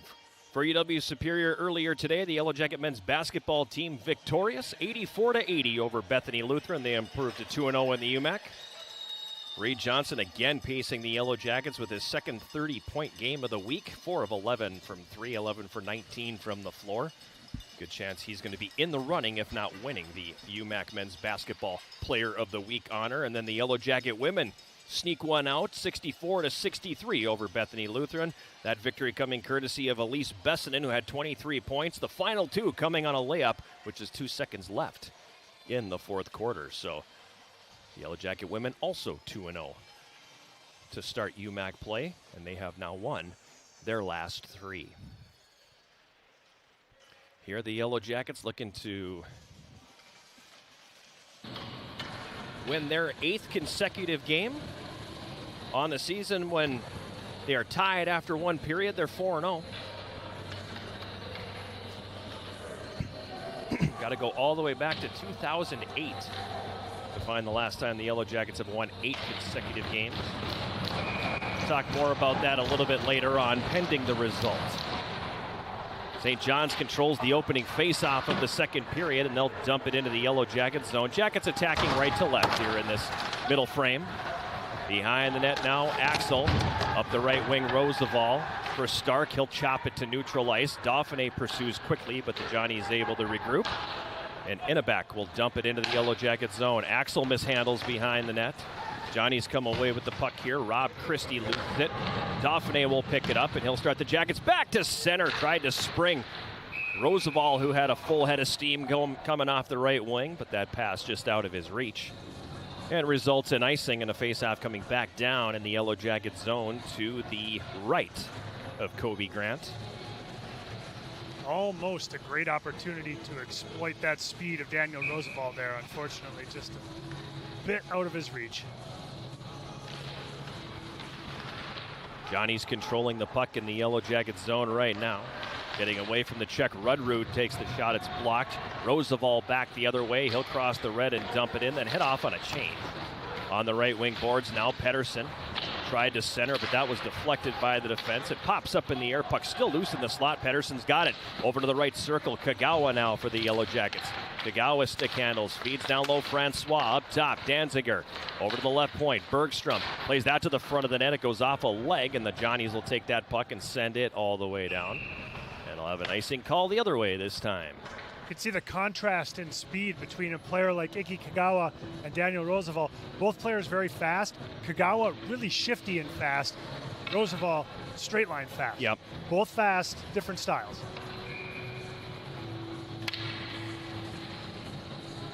Yeah, Kagawa's got a lot of quickness. The speed and quickness not the same thing, but I don't want to get into that whole debate and explanation. Johnny's clear to center. Yellow Jackets break it up. Francois up the right wing, carries into the zone. Francois tried to feather that one through for Kagawa or Pedersen going to the net. Johnny's break it up and clear. It comes all the way down, icing waved off. Now Bergstrom. Stick handles and sends that one ahead off the leg of Francois. It comes right to Danziger, and he'll play it in. On goal, steered away by Howe. Now behind the net, a steal. Nickerson centers, but that one's intercepted and played back behind the St. John's net. Comes over to the left corner. Dvorny with a great job to sidestep the checker and hold the zone. Now a shot from center on the right wing, and the save is made by Howe. Rebound picked up. Yellow Jackets rather. Nickerson right circle, a shot gloved by Howe, and he'll hold on to that as well. And we'll get a face-off coming here in the St. John's zone. So a good second shift, or I guess third shift here of this opening period for the Yellow Jackets. Yeah, good to see Setter there get the shot on goal, then go after the loose puck, win the loose puck, and create a second shot on goal opportunity for the Yellow Jackets in that sequence. Setter from the right wing takes the shot that catches traffic in front, and the Johnnies will clear. Holmes does a good job to judge the fly ball and break up that play. Could have been a disaster going the other way, but he did a really nice job to break it up. Now the Johnnies dump it in. Comes around on the right wing. Yarmolnik fans on it. Holmes able to pick it up, gets it to Nickerson, then his pass blocked. And in the left wing corner, Bisson carries behind the Yellow Jacket net. Tied up by Dvorny. Bisson gets loose. He's got it right wing corner. Bisson now all the way up to the line. Leaves it at the right point. Shot tipped in front. Never does get through. Puck ends up now over on the right wing side. Johnnies have it. St. John's, they have a little more jump here at the start of the second period than they had to start the first. Yarmolnik behind the net. Coughs it up, but it comes free to the left wing boards. Flipped there by Setter. He'll get enough on that to clear it to neutral ice. Johnnies will pick it up, and Mason Campbell dumping it back in. Grant behind the goal. Slides it over for Dvorny, but he had no place he could go. Puck comes back up the board. Setter on the left wing. He can't do anything with it, and DeRose has it here for the Johnnies. It comes up top to the right point. A shot save made by Grant. Jackets will clear the rebound and come back the other way. Setter tips it in. Yellow Jackets in the midst of a change. Johnnies kind of flubbed the puck up a little bit in their own zone, and that gives the Jackets an opportunity to get back. Puck sent down into the Yellow Jacket zone again. Ishmael coming back the other way, feeds ahead for Sauter. Sauter across the line, gets away from one checker now. Sauter tried to center for Ishmael, but it was blocked. That was a really good opportunity, but the Jackets couldn't settle it down. Now Rasmussen, a blast from the right circle, and that catches a skate. Ishmael on the left wing boards. Carries it up the wall to the blue line, then turns and fires it deep. Wanted Sauter, but that's going to be broken up, and it's going to get cleared back to the Yellow Jacket line. Mason Campbell flips it into the Yellow Jacket zone. Coming behind his net now, Bergstrom nearly mishandles, and now he turns it over. In the right circle, Christie gives that one up top. Went from the right point, shot goes wide. Ishmael tried to clear, that one's not going to go. Now the puck in the left circle, Jackets break it up, Johnnies get it back. Christie on the left wing, mishandles, gets it back, holds the zone, and then drives it down low. Bergstrom here for the Jackets. Up the left wing for Sauter. He'll tip to neutral ice. Jackets need a line change here, but the Johnnies still have control of the puck now. Thompson, right circle, a shot misses high. That one kicks off the left wing boards. Corralled by Bakke, who takes it down low. Bergstrom regains control for the Yellow Jackets. He'll flip it high in the air and catch the ceiling. And that'll be a face-off in the Yellow Jacket zone, but mission accomplished that they're able to get the line change. And that whole exchange, Jackets had their time in the O zone. Johnnies had theirs in the O zone. That whole thing coming because of a bad turnover by Dusty Bergstrom. Right, yeah, it was a situation where they ended up having to pay the price for that turnover and defend for a lot longer. And that group was definitely tired, needed the change at the end of that shift. 15:20 to go here in this second period. Yellow Jackets and St. John's scoreless. Controlled by the Johnnies, the face-off is. Jackets corral the loose puck. Played ahead by Axel. Pass a little bit behind Stark. He manages to get a stick on it, however. And that'll nullify any icing that might have been coming. 3-on-2 the other way now for the Johnnies to center. Bisson on the left wing across the line. He mishandles. Axel able to break it up. It's played up to the line. Driven back down low by Sabo. Behind the net, Garrett Smith for the Johnnies. Smith at the left side of the net, loses the puck, it comes to the right corner. Move behind the net, Bisson. Centering feed out front off of a defender, shot blocked in the high slot by Roosevelt, and then the Yellow Jackets will send it back the other way. Dauphiné tried in vain to get there and nullify the icing, but alas, icing is the call. And the face-off is coming up here in the Yellow Jacket zone. Roosevelt hurting a bit from that shot block, but staying on the ice, so able to shake it off quickly.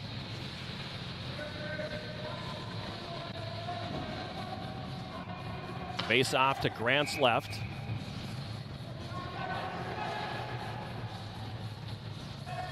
Dauphiné will take the draw against Justin Thompson. Thompson, a Division I transfer from Long Island University. Johnnies pounce on the loose puck. Rudrud in the right corner tried to center. That doesn't go. Now the puck in the left wing corner. Bakke up to the left point. Quick shot blocked again by Roosevelt. Centering pass from the left side intercepted by the Jackets, and Axel takes it the other way. I'm not sure if he was trying to pass to Stark or what was supposed to happen there, but either one of them got the puck, and then eventually Axel able to get it deep.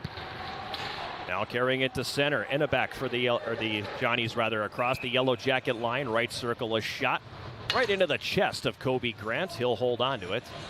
And we'll get a face-off here with 14 minutes to play in the second period. Evan Axel displaying a good active stick throughout that shift in the defensive zone for the Yellow Jackets. Broke up a couple passes.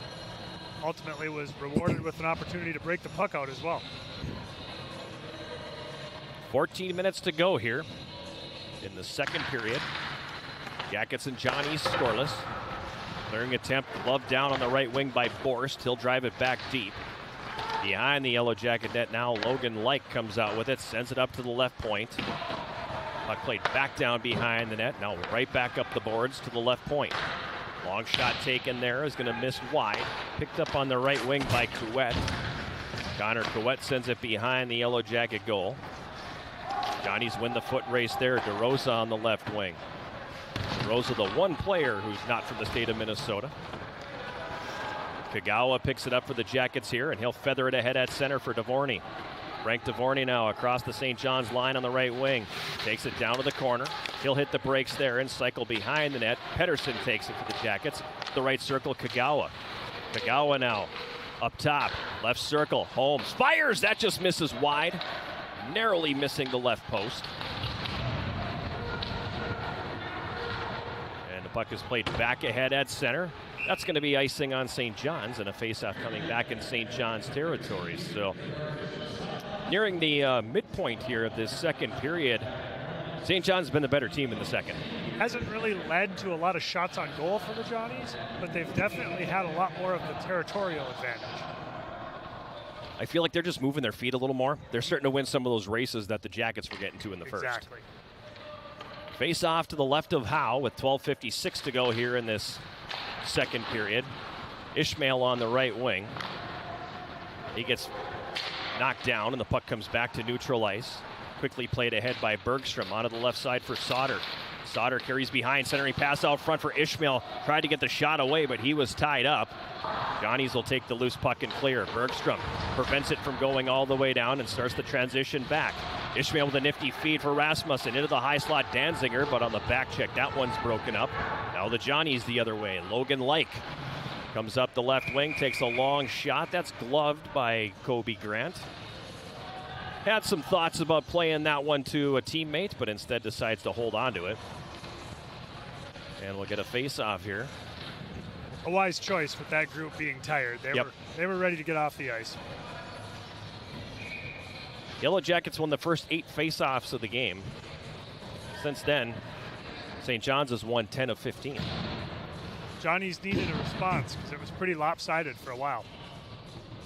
Dauphiné in to take the draw for the Yellow Jackets here, but the Johnnies control it at the right point. Campbell, a shot blocked in front. Dauphiné picks up the loose puck. Passes to the left wing for Stark across the line. Stark drags, fires, and a glove save is made by Howe. He holds on with Justin Dauphiné driving toward the net. St. John's defenseman having a conversation with him. Check that, that's a forward, Rob Christie. Good shot there from Reed Stark. 4th shot on goal of the game for Stark. Johnnies win the draw. Ganas wraps that around the left wing. It comes out to center. 2-on-1 developing here for the Johnnies across the line, but a great job by Holmes to break up the pass. Jackets get it to the line, but not out. Long shot from the left point, tipped over the top of the Yellow Jacket goal. Kernan, who had the hat trick last night for the Johnnies, had it on the right wing. Jackets intercept. Now Holmes, rink wide feet on the right. Roosevelt mishandles just outside the St. John's line. So instead of making a play, he just dumps it in. Stark out front. Dauphiné, shot, save, rebound by Holmes, and that's stopped as well. Johnnies go to clear, and that one gets up into the netting. And we're going to get a face-off in the St. John's zone, but there it is again, Jason, back-to-back. Quick succession saves by Howe. Yeah, Jackets knocking at the door, but just haven't been able to kick it down so far here. Wow. So many grade A opportunities tonight. As a staff, you're loving what you're seeing. You're just stay with it, fellas. Pettersson up to the left point. Ryder sends it back down low. Terrible hop off the boards as it comes around to the right wing side. On the half wall now, Francois kicks it to the corner. Kagawa. He couldn't handle that. It's going to come back to neutral ice. Axel's got it there, and he'll fire it back in. Spinner for the Johnnies, circles his net, gets away from Pedersen. Throws it ahead on the right wing for Bassan across the Yellow Jacket line. He avoids the check, takes the shot left circle, and that one's going to miss wide. Johnnies pick up the loose puck. Now behind the net. Garrett Smith for the Johnnies sends that one around. Kagawa is the first one there. He tries to feed it ahead for Ryder, but the Johnnies break that one up. Now Couette on the left side, takes the shot. That's blocked. Axel hammers him to the ice. Jackets come away with the puck, and they move it to center. Pedersen hops around a check. Gets it to Kagawa left side. He'll dump it in. Jackets changing personnel with 10.5 minutes to go here in this second period. Jackets and Johnnies scoreless from Westman Arena in Superior. John Garver and Jason Rowan, happy to have you with us here tonight on 91.3 KUWS in Superior. If you're online, tuning in via Yellow Jacket TV, we welcome you that way as well. Howe behind his net for the Johnnies, wraps that one around. It's held in at the point. Dvorny whiffed on that shot. Johnnies clear. Dvorny gets it back. Now it's stripped off his stick. Johnnies come back the other way with numbers across the Yellow Jacket line. Rudrud. That one's going to be broken up. Rudrud gets it back as the Jackets a bit careless, and we're going to go shorthanded here. It's going to be a power play coming for the Johnnies. High sticking will be the penalty. Still not sure who is the guilty party.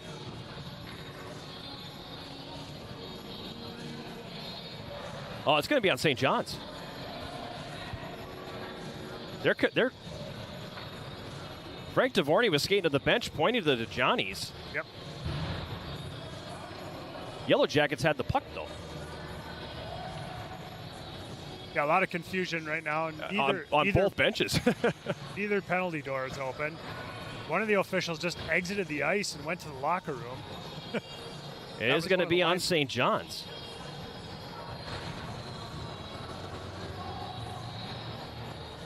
We may have a delay here for a few moments. The penalized player has gone into the box for the Johnnies, but one of the linesmen has left the rink and left the door open as well. I'm guessing he's going to come back out quickly here. Here he comes. All right. Seems no worse for the wear.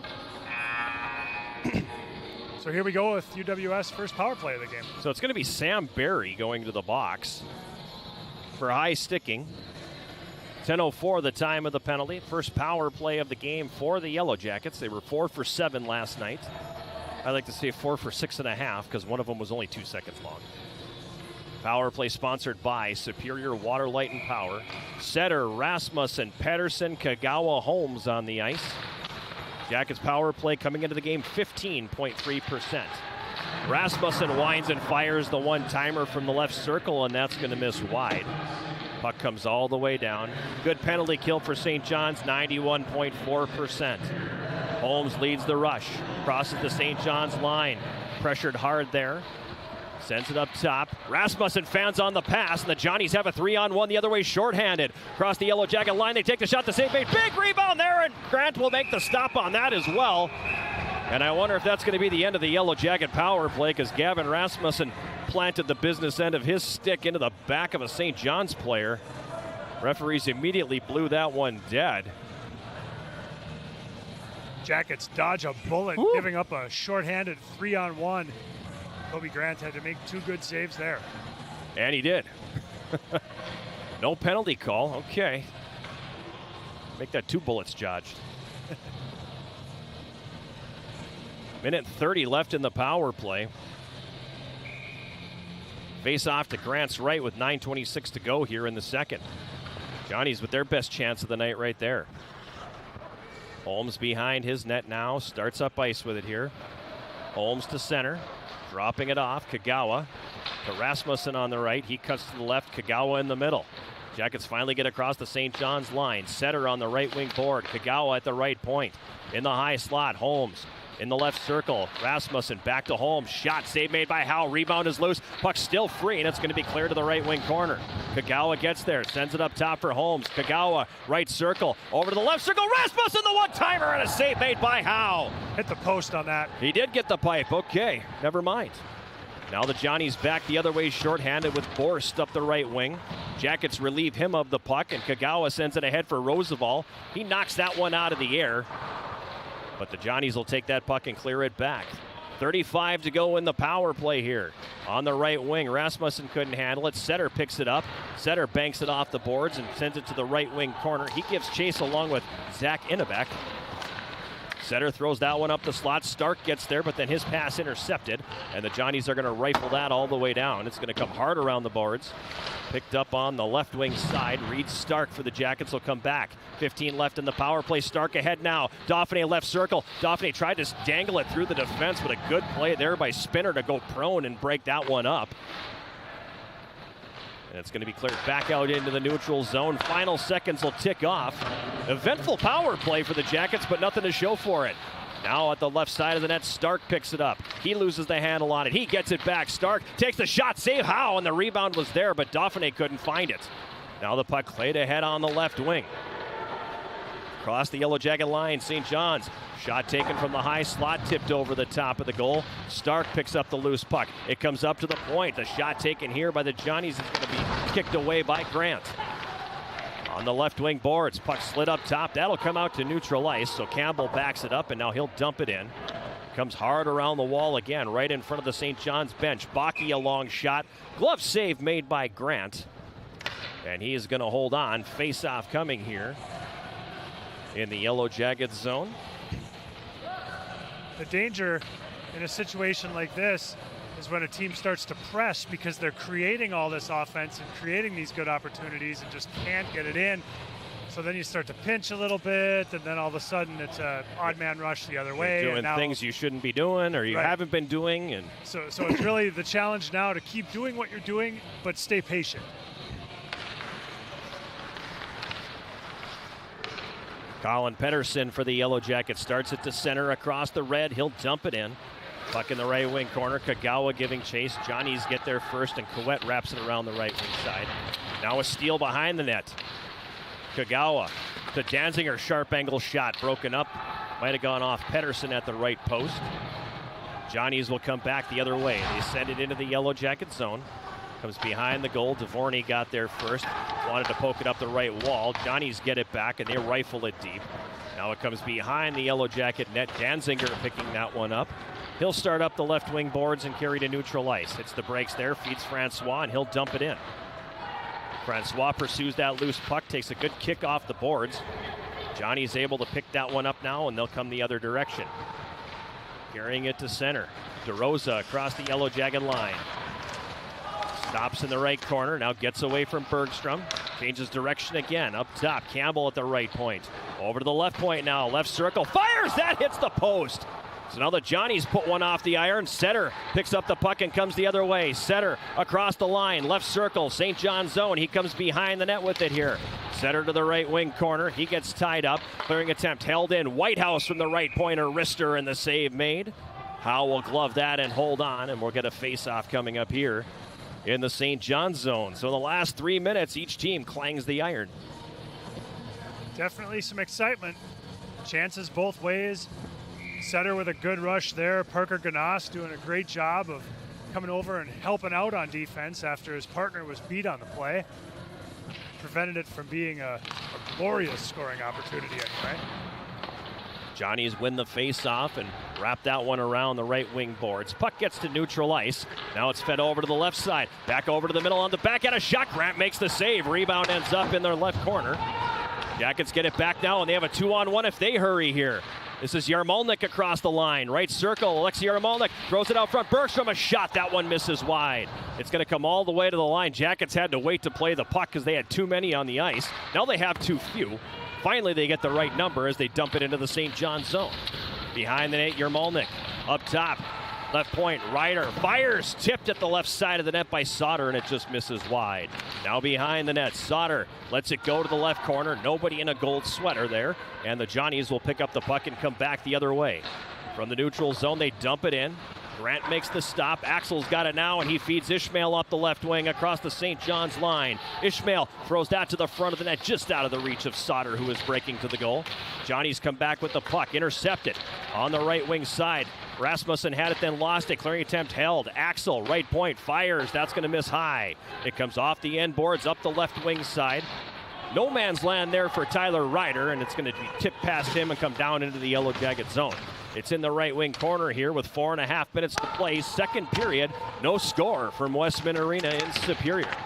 Behind the Yellow Jacket net, Ishmael's got it now. He throws it on the backhand, looking for Rasmussen on the right wing, but that's broken up and sent back behind the Yellow Jacket net. Now the Johnny's right corner. Up top, Couette right point. In the middle, Bakke with a shot. That catches traffic in front. Jackets go to clear the pass out of the reach of Sauter, and the Johnnies will dump it back in. Penalty coming. They're going to get Sauter for a slash. He got hit in the neutral zone. He didn't like it, so he slashed the guy who hit him. Textbook retaliation penalty. And a late power play coming for the Johnnies. Connor Couette, the player that was entangled with him there. Slashing the call on Sauter. Second power play of the evening for the Johnnies. I'm not exactly sure what Gavin Rasmussen's asking about. That was a penalty. Pedersen and Francois, the forwards. Holmes and Whitehouse, the D, to start this penalty kill. Critical juncture here for the Yellow Jackets as well as the Johnnies in this scoreless battle. It gets past Cooper Anderson at the right point. Jackets shorthanded, driving the net. Pedersen takes a chop, and it's going to be a penalty on St. John's. I thought maybe they would think about a penalty shot there, but at any rate, the hustle of Colin Pedersen nullifies that power play in a hurry. Full marks to Pedersen there. Great effort on the play. All starts with the face-off. The Johnnies won it, but it was a bouncing puck, and it hopped over the defenseman's stick. Well, Pedersen was coming at him 100 miles an hour, so he definitely had the edge on that 50-50 puck. He won the puck, went for the power move, and cut across the top of the crease. It's one of those you have to take. Right, yep. Yeah, I mean, if he didn't do it, he was going to score. No doubt about it. He had the open side. All he needed to do was tuck the puck in, so definitely a penalty they had to take. Cooper Anderson for hooking at 17:07, 4-on-4 for the next 150. Jackets win the faceoff. Devorny at the left point. Slides past the checker, carries it down low. Now he reverses it back up the left wing boards. Pedersen carries behind. Wraparound attempt at the right side, and Howe is able to stop that. Ganas for St. John's banks it off the end boards, and DeRosa is going to start up the right wing. Matt DeRosa for St. John's loses the puck at the Yellow Jacket line. Devorney's got it now, feeds it up the right wing. Kagawa hits the afterburners going after that one, and the Johnny's Ganas gets a stick on it and fires it over the glass. That looked like a soccer play by Ganas. The play where they don't even attempt to make a play on just the puck. Get it out of bounds. They just literally just kick it out of bounds and give him the corner.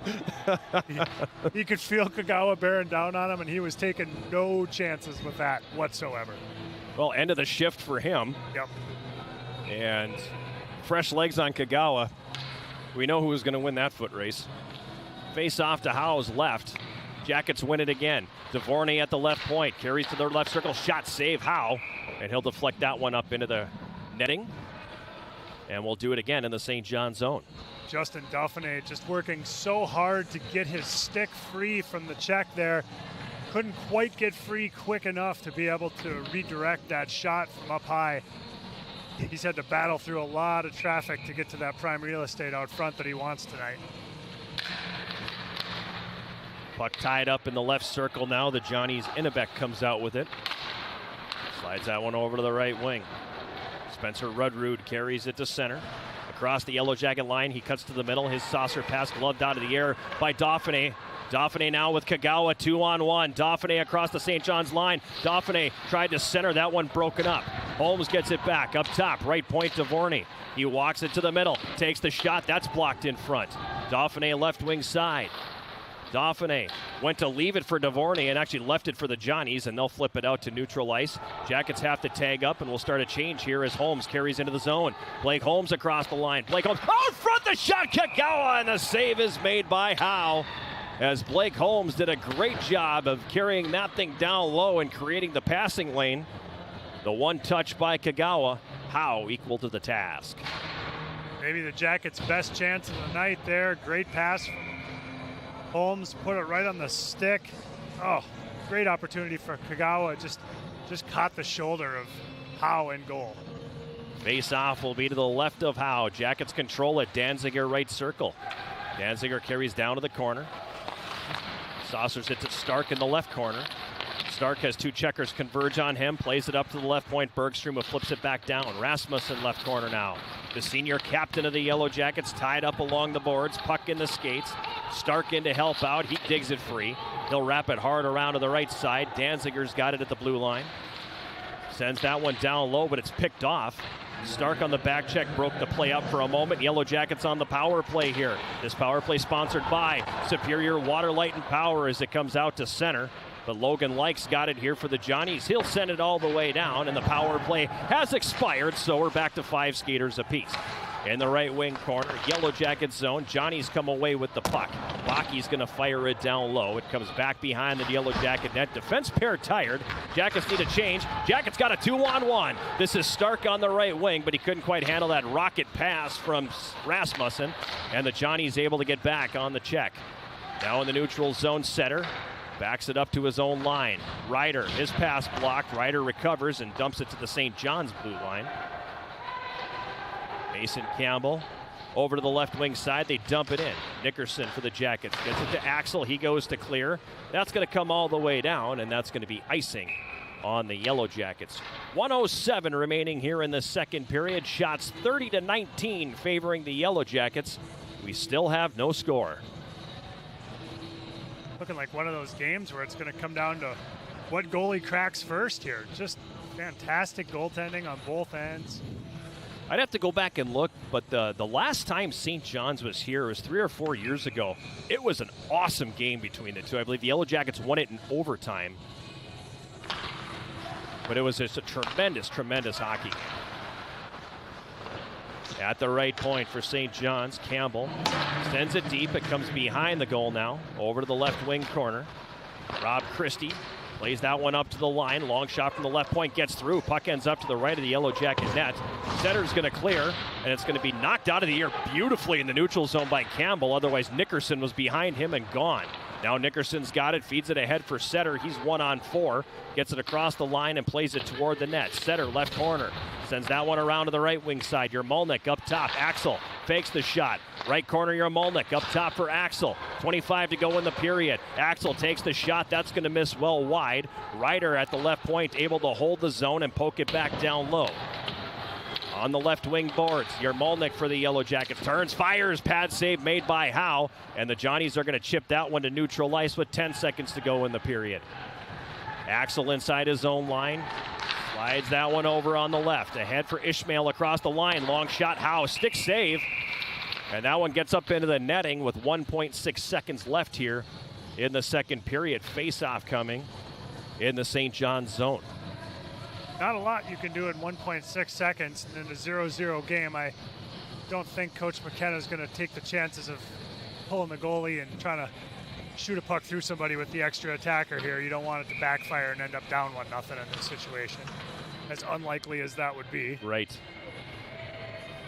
Face off to Howe's right. Jackets load up the middle. They win the draw, but it goes the wrong direction. And from the blue line, Ishmael sails a shot wide of the goal. And the horn will sound and bring period number 2 to a conclusion. Another good period.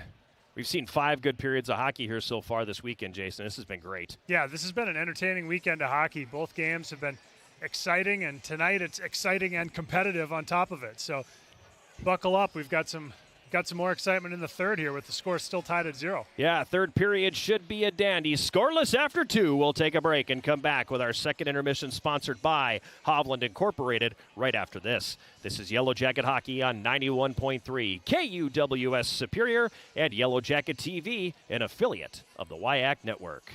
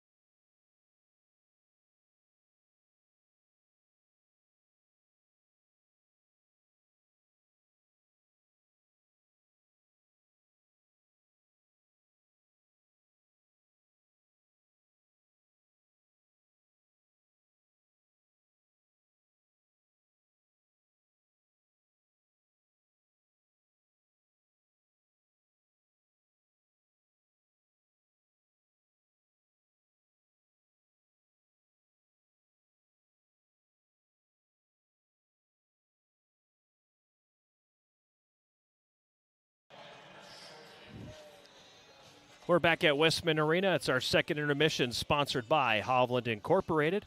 Yellow Jackets and St. John's scoreless through 40 minutes of play. Shots on goal in the second period. The Yellow Jackets had 14 for a two-period total of 32. St. John's had 11 for a two-period total of 19.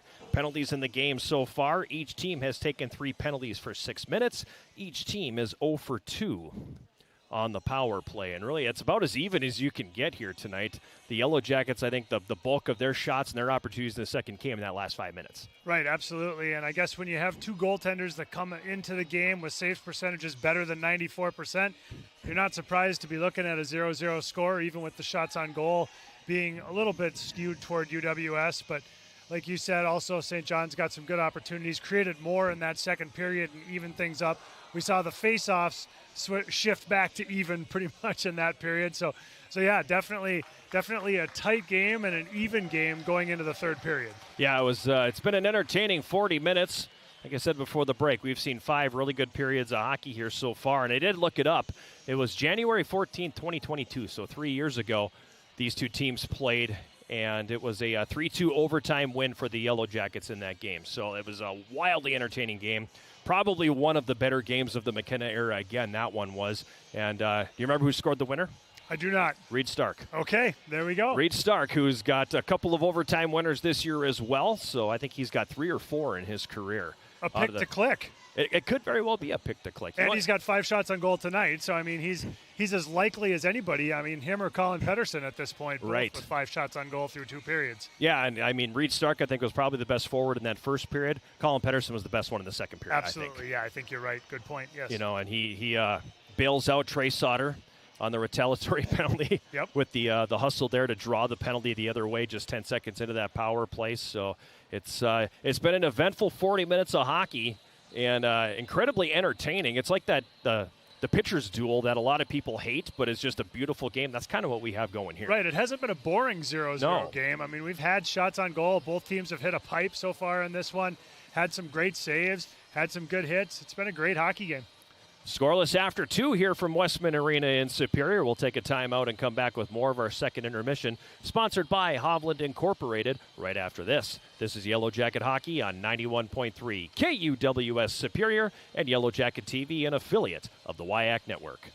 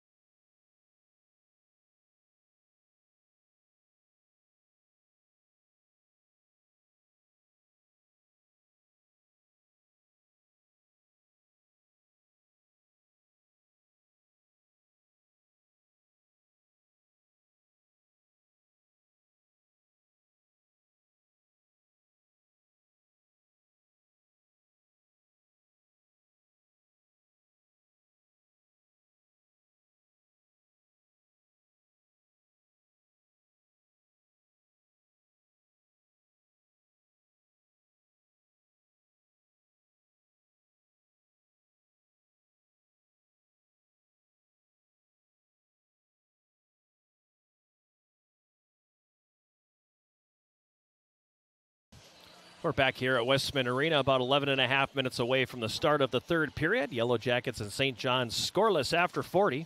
It's the second intermission sponsored by Hovland Incorporated. We'll take a look at the out-of-town scoreboard here.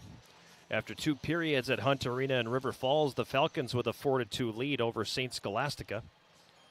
Pretty one-sided there, as well as River Falls has outshot the Saints 21-11 through 40 minutes. Doubling up in the shots on goal as well. After 2 at the Hobbs Ice Arena in Eau Claire, MSOE up 4-2 on the Blue Gold. So struggles continuing for UW Eau Claire, as they have they're playing a new goaltender tonight too. They brought in a goaltender at the break from Utica, and that's who's in between the pipes for them tonight. So he's given up 4 goals on 16 shots. Whew. But tough outing again here so far for Eau Claire. We'll see if they can get on their horse and get a victory with a rally in the third period, but they trail MSOE 4-2. UW Stout with a 5-3 lead over Concordia after 2. Shots 27-23 favoring UW Stout in that one. Only 12 penalty minutes in that game compared to what we saw here last night. Got them all out of their system. I guess so. Former Yellow Jacket Tristan Terrian has an assist for UW Stout, as he transferred at the semester break. Played his first game for the Blue Devils last night. And then after 2 at KB Willett Arena and Stevens Point, all pointers, as they lead Augsburg 3-0. Andrew Poulias, Tyler German, and Dawson Chirino with the goals for the pointers, who are out shooting Augsburg 23-14. Again, that's just a mystery to me, Augsburg. This is a perennial NCAA team over the last decade, and I think one of the top teams in the MIAC that people would be going, yeah, they stand a chance to really win this thing. They're in last place right now. On paper, not what you expected. No, not at all, and that's just the one thing I can't figure out. I look forward to chatting with the Stevens Point radio crew this week at some point and going, what's going on there? Because they're 5-9, about to go 5-10. Wow. And nobody in college hockey saw that coming. Right, that's a deep hole to dig out of. It gets late early. It does, and when you don't take everybody, not everybody makes the conference tournament there, so you have to, you got to figure it out in a hurry if you're going to get into that. I think they take the top 5, 4 and 5 play, and then they go to the semifinals from there. So pretty tough sledding for the Augies. That's something they have not seen in a long, long time. Earlier this afternoon, Yellow Jacket men's basketball wins 84-80 over Bethany Lutheran. I'd have to go back and take a look and see the last time that the Yellow Jackets beat a Bethany Lutheran team. I want to say it was probably 3 or 4 years ago, and it was at home. I remember it well because nobody expected the Yellow Jackets to win that game, and they scored the first 23 points. Wow. It was 23-0 about 6 minutes into the game. Wow, Yeah. what a run. Yeah. And with as intense as basketball coaches are, I mean, that had to be a sight to behold on the sideline. I don't know if you've ever seen Greg Polkowski, the head coach at UW Superior. He's as intense as they come. He's a big guy. He's got this booming voice. And I'd love to put a pedometer on him and see how many steps he takes during a game, because he works that sideline. He's always moving. And, that was really, really something. And on the other side, the head coach for Bethany Lutheran at the time was also an intense individual. So it was quite the scene, man, at the Mertz that day. That was really something. Jackets did end up winning. It was closer than the 23 points. They essentially, for the bulk of the rest of the game, just traded buckets. But, that was really something. But at any rate, Jackets with the win today, 84-80, 30 points for Reed Johnson. So he had 63 points this week in the first 2 games of the UMAC season. 18 for TJ Moberg, 10 for Joey Barker, who himself also had a nice week. Johnson also had 7 rebounds today, too. So good week for Reed Johnson, the sharpshooter from beyond the arc for the Yellow Jackets. 64-63, the Yellow Jacket women's basketball team victorious today as well over Bethany Lutheran. 23 points for Elise Bessinen. Yeah, Jackets also got 16 points from Elsa Olsen. So 39 of your 64 points, more than half, coming from just 2 players. And a big bucket right at the end. Huge one as Elise Bessinen hits the layup with 2 seconds to go to propel the Yellow Jackets to the victory. In the Division I ranks, our friends across the bridge, Minnesota Duluth. 10 seconds to go in that one. They are on the verge of sweeping St. Cloud State. 5-2 is the most likely going to be the final in that one. You're a Minnesota Duluth alumnus. This is territory that the Bulldog hockey program hasn't been in for a while. They've been fighting it this year. Yeah, always cheering for the Bulldogs. It's been a challenging first half of the season over there in Duluth, but hopefully better things coming with this group of players here in the second half. And obviously getting Plant back from World Juniors, that gives them a little bit of a boost as well. So hopefully good things on the horizon for the Bulldogs. Hopefully good things on the horizon for the Yellow Jackets here as well. 40 minutes in the books, the Yellow Jackets and Johnny scoreless from West Minn Arena. We'll take a break and come back with more of our second intermission, sponsored by Hovland Incorporated, right after this. This is Yellow Jacket Hockey on 91.3 KUWS Superior and Yellow Jacket TV, an affiliate of the WIAC Network.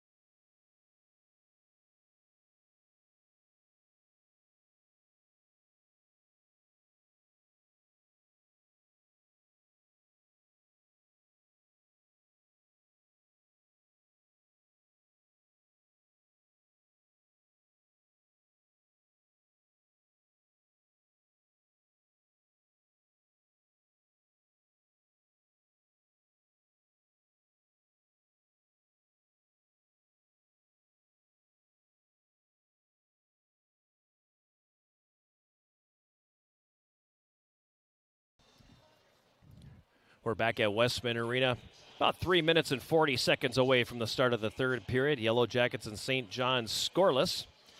And an interesting nugget, Jason, is scoreless now, but in that game last night, the Yellow Jackets scored 7 times. That gives them 57 goals for the season, already surpassing last year's total.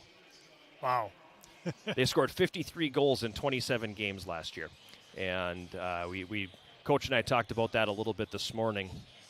And for the people that are surprised by what they're seeing out of this team this year, I'm not, because to me, last year was the anomaly. Last year was the surprising thing when you had a team struggle as mightily as they did to score goals. This is a little more what I expected. Yeah, definitely. Last year it was always like a race to 3 goals for sure. And I mean, that's not uncommon. It was a race in hockey, to 1 it was last a race year. To 1 last year at times. So, yeah, it's great to see this team being able to create some offense.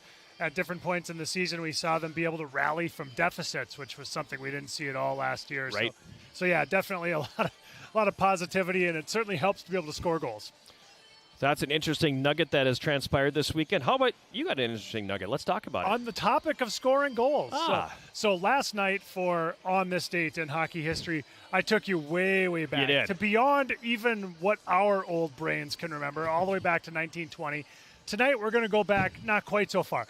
Do you remember the Checker Dome, John? I do. The home of the St. Louis Blues. Exactly. That's where we're going for tonight's installment of On This Day in hockey history. Back to January 11th, 1983, and a 7-5 Edmonton Oilers win over the struggling St. Louis Blues. Okay. Now, Edmonton scoring 7 in a game during the 82-83 season was not all that remarkable. In fact, they did it 13 times that season. So Yellow Jackets have a little ways to go. They scored 7 last night, 12 more, and they'll catch the 82-83 Oilers. But what was remarkable about that night was Oilers winger Pat Hughes. Number He 16. scored, there you go. Don't He ask me scored why. 2 shorthanded goals. He scored 2 shorthanded goals in the span of just 25 seconds, setting a record for the fastest 2 shorties by a single player in league history. But what made it even more notable was that he broke his own teammate's record becoming the first player to break an NHL record previously held by Wayne Gretzky. Wow. The Great One also had 2 assists in that game against the Blues, but neither of them on Hughes' shorthanded goals, the first of which chased Mike Liut. Oh, of course.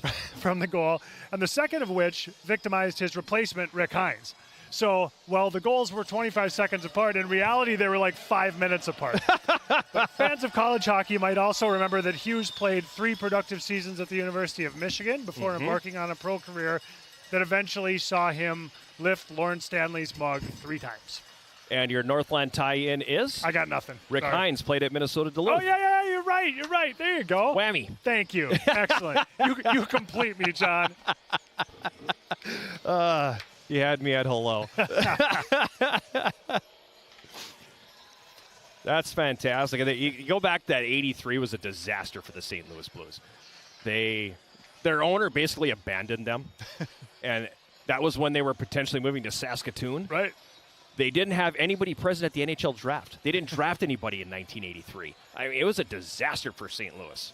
Absolute disaster. It's amazing to think of what the NHL used to be not that long ago. Wild West, man. Wild West. Oh. And the Checker Dome, dynamite.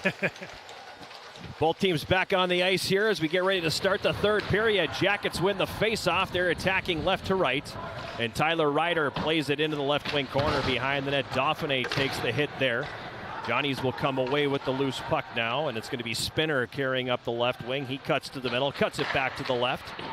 Dishes it ahead for Wanmacher, who dumps it in. And that's going to be an offside call on St. John's. I don't know if you've ever actually seen pictures of the Checker Dome, which at one time on the front end and back end was known as the St. Louis Arena. Arenas don't look like this anymore. I mean, this thing is, I'm not sure what it looks like, but it's just this massive, massive building.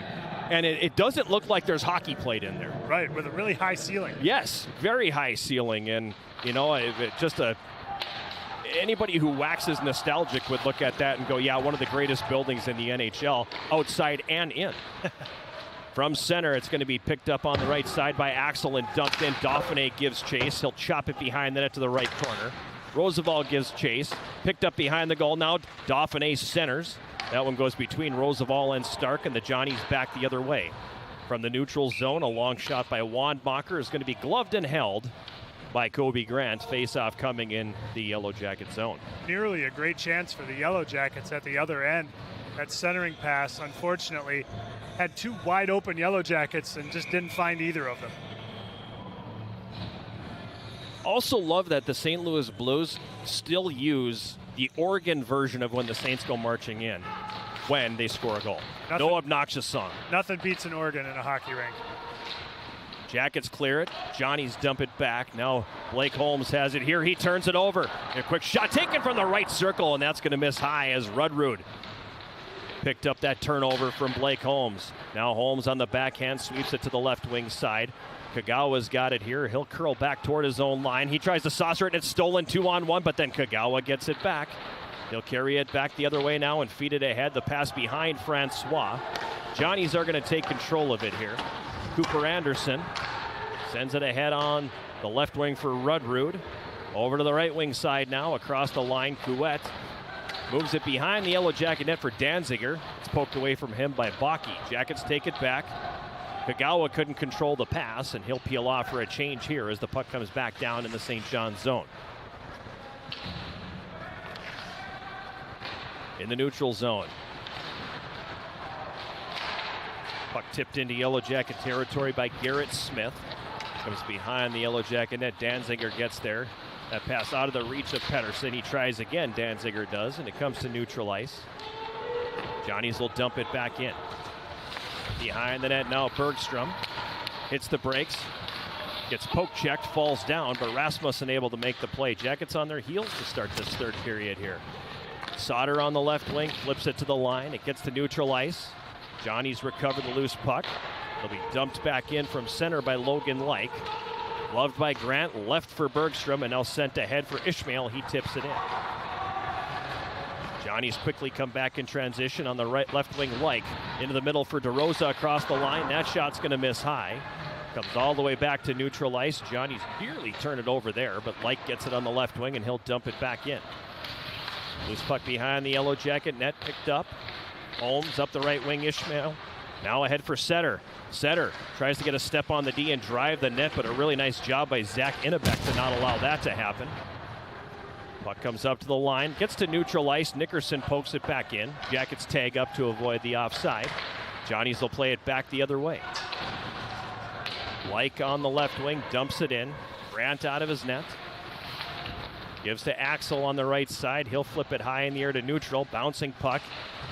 Overskated by Setter, but Yarmolnik's got it now. Right circle. Yarmolnik a shot. The save is made. Rebound there for Nickerson, but he couldn't get the stick loose. Now behind the St. John's goal. Puck came to the left post. Johnny's take it there. Then they mess that one up, and it's going to be cleared. Picked up in the neutral zone by Nickerson. He flips it in. Howe makes the save, and he'll leave it. Cooper-Anderson. Not to be mistaken with Anderson Cooper. Sends it ahead on the left wing, and it's dumped down in the Yellow Jacket zone. Ryder gets there first. His pass broken up. He'll try the other direction now as he goes to the left side. High off the glass, it's held in. Yarmolnik on the left wing.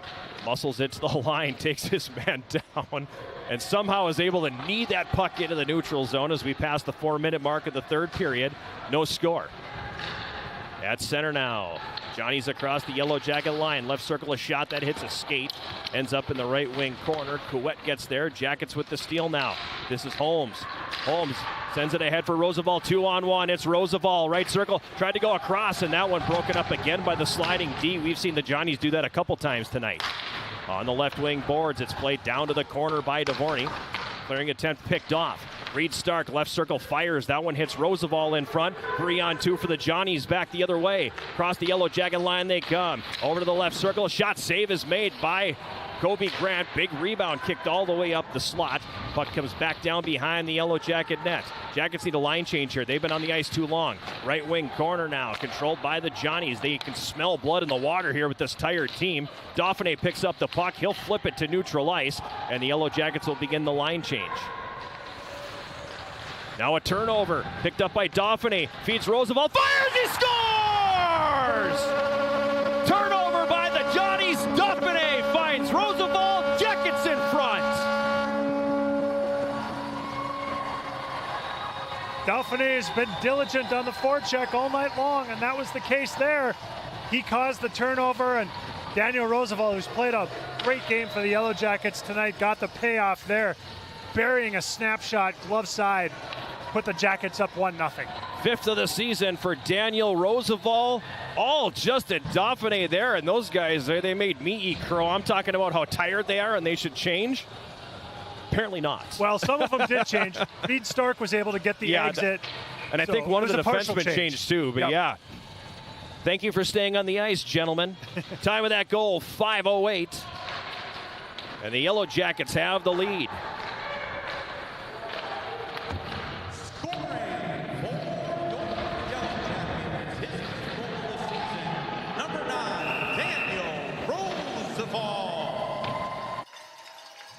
He's assisted on that goal by number 10, Justin Dauphiné. So Dauphiné, the lone assist. 5:08 of the third period. The Yellow Jackets in front when they score first. They're 6-2 on the season.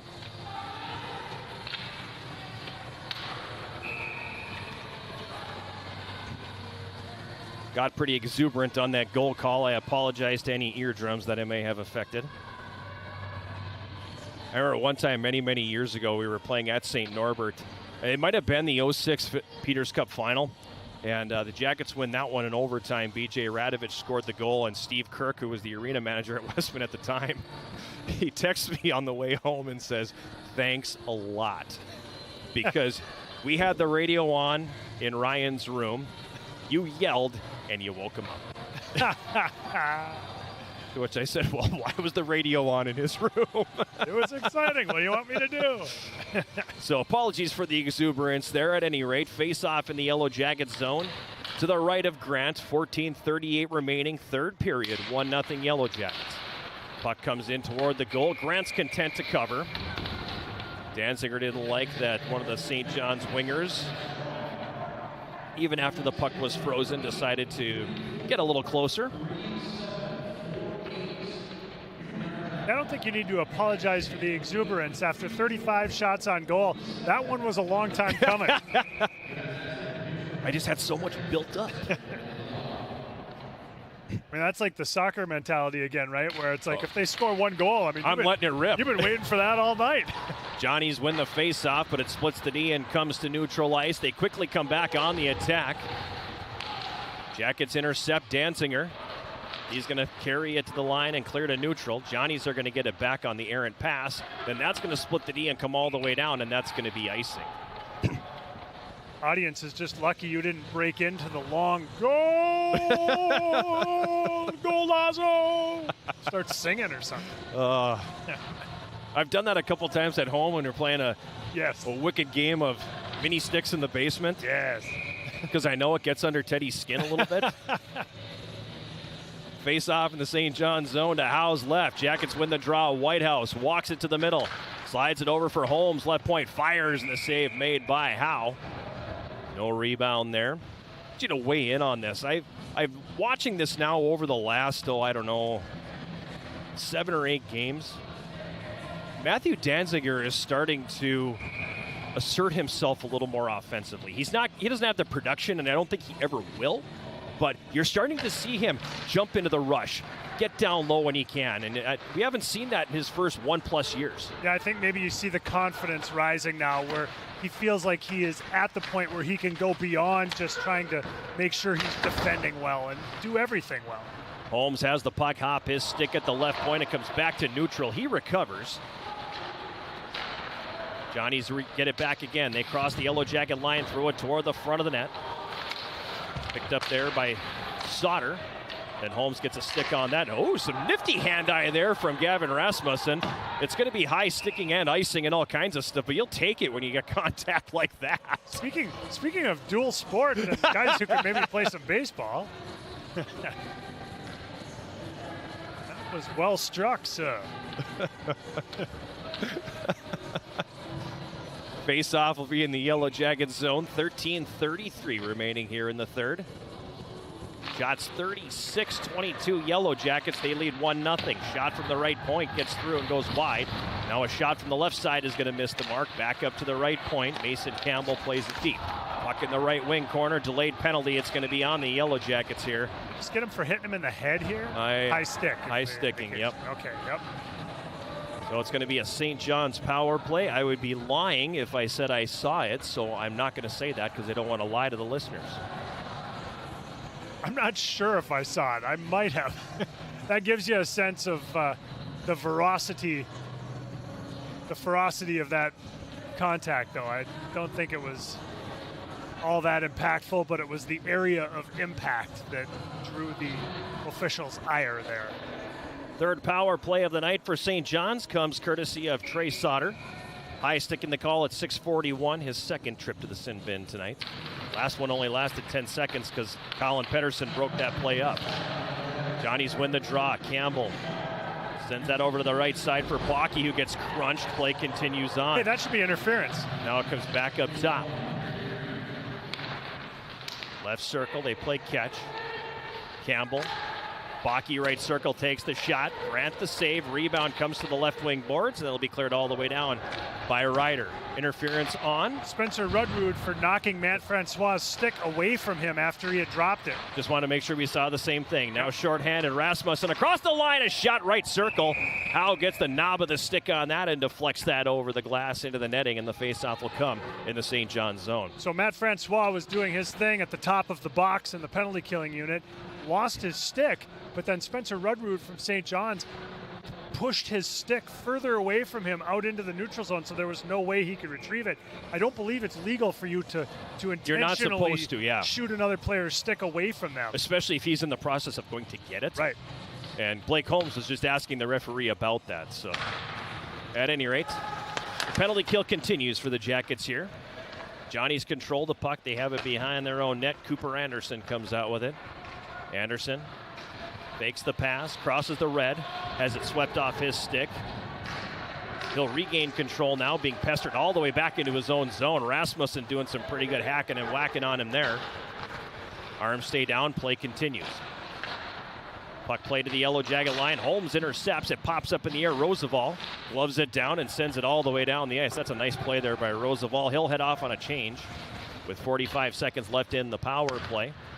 St. John's will start a line change as well. 12 minutes remaining here in this third period. It's a 1-0 Yellow Jacket lead.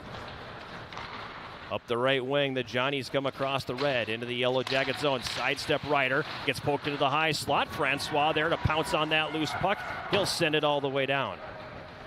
And I guess to your point, Francois left his stick to go throw a body check, and I suppose that's what the officials saw that made them not make that call.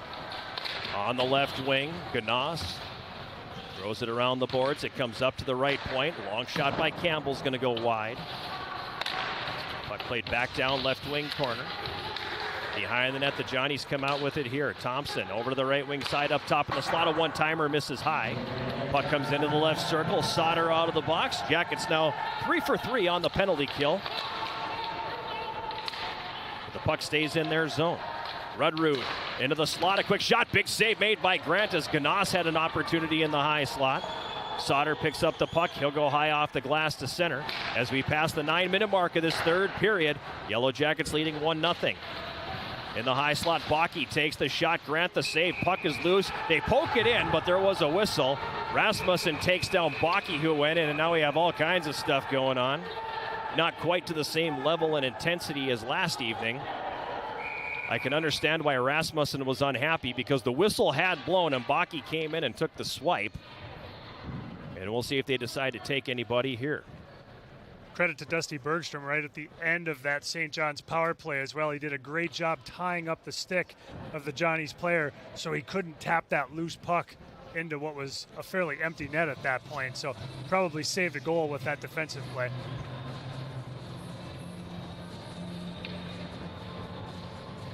Doesn't look like any penalties are forthcoming. I don't know, Coach McKenna, I can't tell if he's asking for a penalty or if he wants the face-off outside the zone. Yeah, he did look a little exacerbated with whatever explanation he received from the referee there. Yeah, because I think the face-off should be outside there. Yeah, and I don't know if the referees are going to talk about this or not. Meanwhile, back at the ranch, some housekeeping going on in the Yellow Jacket goal crease, which works out well because now everybody's being told to retreat to their bench. And the coaches are going to have some conversations there, and that'll give me a chance to remind you, have you downloaded Swarm Central, the official rewards and loyalty app of the Yellow Jackets? Get started and receive 200 points for registering, 200 more for downloading the app. Redeem your points for cool prizes in the Swarm Central store. Find Swarm Central in the Apple and Google stores today. Dynamite ad placement there, Harry. It's a good time if you're actually here and listening. Go ahead and upload something to Crowd Cameo. Get points for putting your photo up there. Get points for showing up at the game.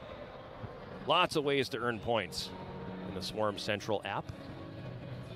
Linesman doing a heck of a job out there right now. They're about 1.5 water bottles in on this ice. I mean, what happened?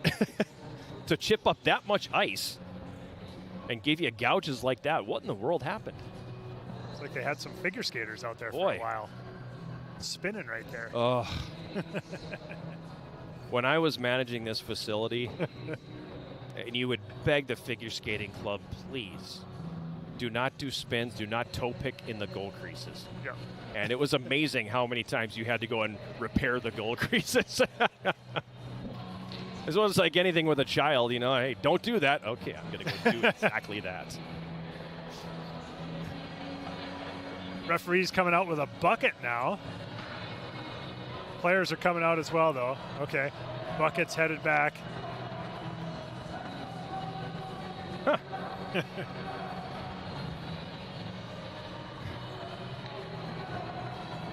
Back to live action here. 10:51 remaining here in the third. 1-0 Yellow Jackets. Daniel Roosevelt, his fifth. The lone goal on the board. If I'm Kobe Grant, I don't feel great about this right now. All the work that just had to get done on my goal crease. I know. I'd be a little concerned. Not loving life right now. No.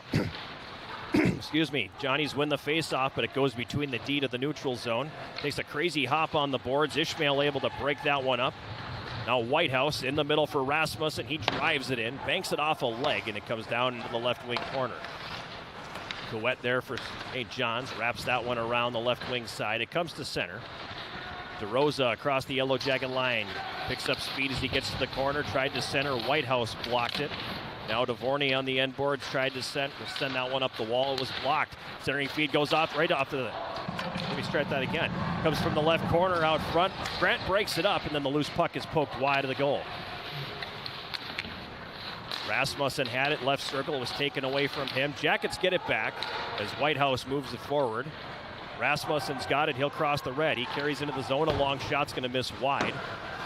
Ishmael chasing it down, and that's going to be cleared past him and come all the way down. Icing's going to be waved off. Behind the Yellow Jacket net, Danziger cuts it back to the middle, gets away from trouble and sends it ahead for Stark.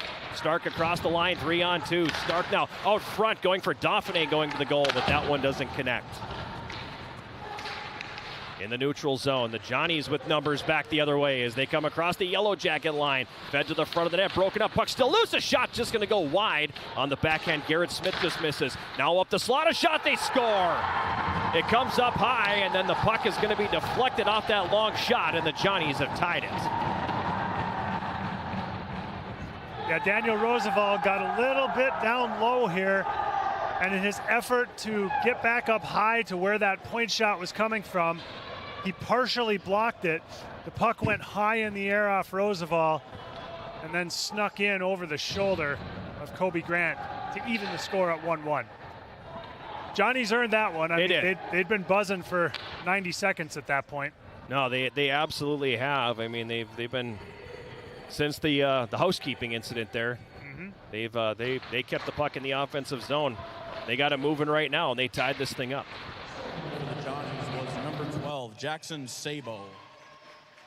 He's assisted on that goal by number 3, Zach Ennebick. That's Sabo. So Sabo gets the goal, his second of the season at 10:37. And we're back to square one. 9:16 to go here in this third period. Shots 36-28 Yellow Jackets, and we're tied at 1. Axel plays it up the right side. It doesn't come out of the zone. Shot taken from the left circle by Christie, and the save is made there. And Grant will hold on. And now we'll have the media timeout, and that probably comes at a good time for the Yellow Jackets here. Let's rein it back in.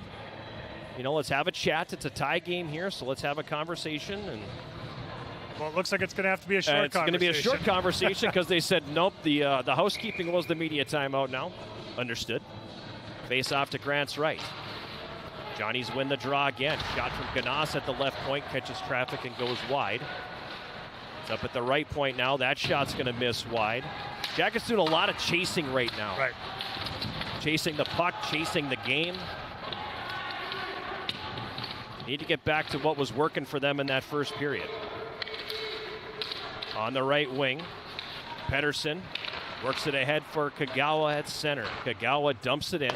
It's going to be picked up down low by Kernan for the Johnnies. He'll bank it off the boards, and it comes up the left side. Jackets hold. Long shot, Axel, and the save is made by Howe. Johnnies get the puck. They'll clear. It's going to hop the stick of Holmes and come down. Icing will be waived. Holmes will circle his net now, and he starts it up the right wing for Ishmael. Across the red, Ishmael dumps it in. Comes behind the goal. To the left wing corner, hops past Rasmussen, who loses his footing. And it's going to be cleared out to center. Stoddard dumps it back in. Jackets have to tag. They do. The Johnnies will take the time to settle it down here with Cooper Anderson sending it to center. It's going to be played into the Yellow Jacket zone. Comes behind the net. DeVorney's got it. Leaves it for Holmes, and he'll flip that high in the air. Out to neutral ice. It'll bounce over the stick of Anderson and come down into St. John's territory. Up the right wing side. Mishandled just in front of the bench by Couette. Jackets regain control at center now. This is Sauter across the line. Sauter in the high slot takes the shot. Howe makes the save, and then he'll cover it up. Rebound was there ever so momentarily before he got the glove down. Face-off this time coming in the St. John zone. Sauter just couldn't hold it any longer, unfortunately, and UWS wasn't quite able to get in position out front when he released that shot. He had too much back pressure coming to hold the puck any longer. He had to get rid of it. Face-off will be to Howe's right. Dauphiné to take it.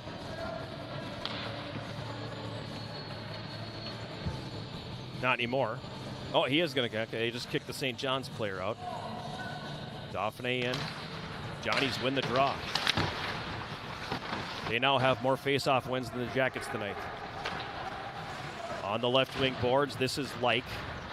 Logan Like gets it to neutral. Jackets break it up. Dauphiné had it poked off his stick. Bouncing puck in the neutral zone. Roosevelt tried to move it forward, then they got knocked down. Whitehouse has it for the Jackets up the middle now. He's got Dauphiné across the St. John's line. Poked off his stick. He stays with it. Stark got a stick on it, but the Johnnies come away with it and play it ahead to center. Down in the Yellow Jacket zone, that's going to be icing. Liam Whitehouse won the race to the puck. And the face-off will come with 7:03 to go here in the third period. Jackets and Johnnies tied 1-1.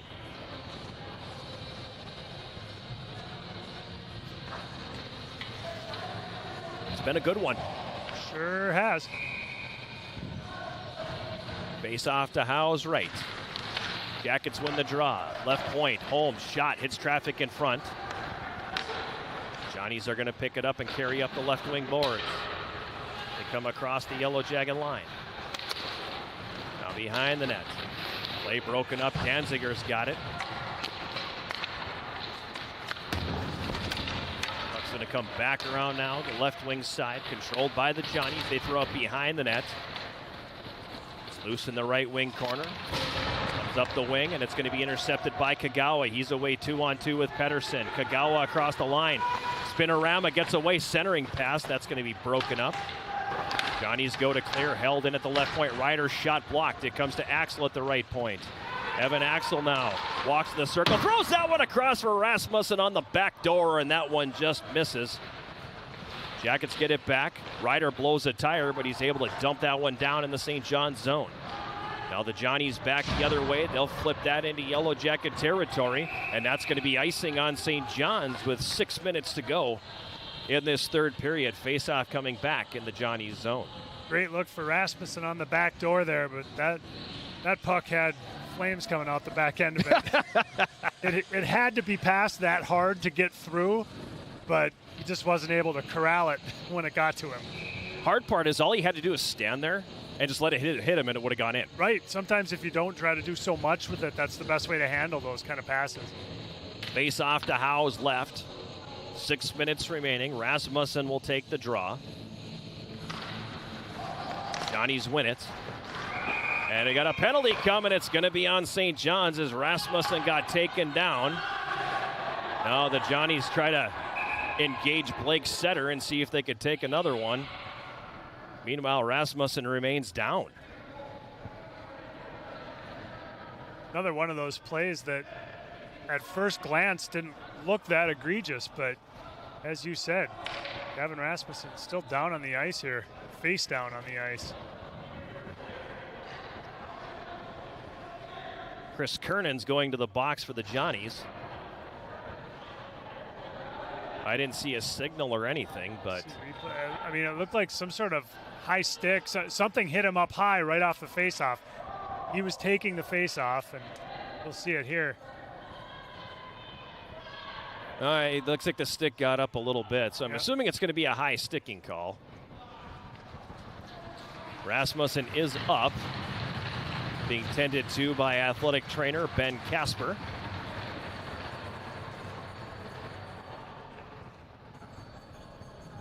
And the Yellow Jackets are headed to the power play for the third time.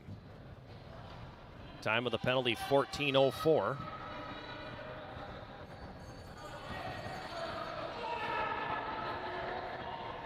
Some unhappy locals here. It appears that they're going to put him in the box. Oh, they're going to take one each way? Oh, wow. This is going to be an unpopular call here in Superior. I don't disagree with it. I mean, or with the unpopularity, I guess.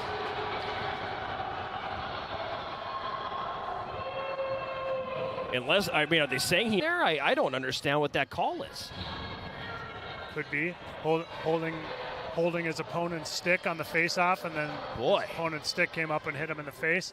That could be what the call was there. That's a tough one. Yep. Time of those penalties is 14:04, and the Yellow Jackets and Johnnies will play 4-on-4. So cross-checking each way. Interesting. I did not see the cross-check from Gavin Rasmussen at all there, but... Nor did I. But at any rate, apparently the men in stripes saw them jockeying for position, and we're 4-on-4. Jackets win the draw. Axel walks it to the middle. Feeds Roosevelt right circle now. Roosevelt into the high slot. Drops it off. Controlled there by Ryder at the left point. Ryder walks it over to the right wing side. Ryder down, drives it to the net, tucks it low, and it's going to go right through the goal crease. And the Johnnies will pick it up and come back the other way, but Ryder breaks it up. Now Roosevelt hits the brakes. Slides that one over to the right wing for Dauphiné. Dauphiné pulls up right circle. Dauphiné walks it into the high slot. He's got a lane, takes the shot and misses high. Dauphiné tried to get his own rebound, but it's blocked. Up top now, Axel fires. That gets blocked. It caroms to the right wing boards. The Johnnies are going to come back the other way. It's going to be tipped into the Yellow Jackets zone. Grant comes out to play it. It's picked off. But the Yellow Jackets able to intercept at the line. And back the other way, Dauphiné up the right wing. Dauphiné for the Yellow Jackets down to the right wing corner. He's tied up there. Kagawa in to help out. Johnnies come out with the puck as we pass the 15-minute mark of the third period. We're tied 1-1. Across the Yellow Jacket line they come. Centering feed out front. Jackets break that one up. It's going to be could have been a 2-on-2 the other way, but Kagawa couldn't settle that puck down. Now he curls back toward his own line. Holmes misplays the puck. Ishmael's going to pick that one up now, and he'll come back the other way. Ishmael for the Jackets crosses the St. John's blue line, pulls up on the left wing side, stick handles, carries down to the corner, cycles it back up top where he's got Kagawa left point. In the middle, Dvorny back over to Kagawa. He stick handles, feeds that one down low. He was looking for Ishmael on the post, but he was engaged with the defender and could not make a play on the puck. Logan Like behind his net, pressured there by Kagawa. He backs it up now. Johnnies will regroup in their own zone. Puck back behind their net once again. Final seconds ticking off the coincidental minor penalties. As we pass the 16-minute mark of the third period, we're tied 1-1. It's played back down into St. John's territory. Picked up there by Cooper Anderson, and he clears. High off the glass, it comes down into the Yellow Jacket zone. Danziger back behind his net for Bergstrom. Now for Danziger. Danziger ahead on the right wing.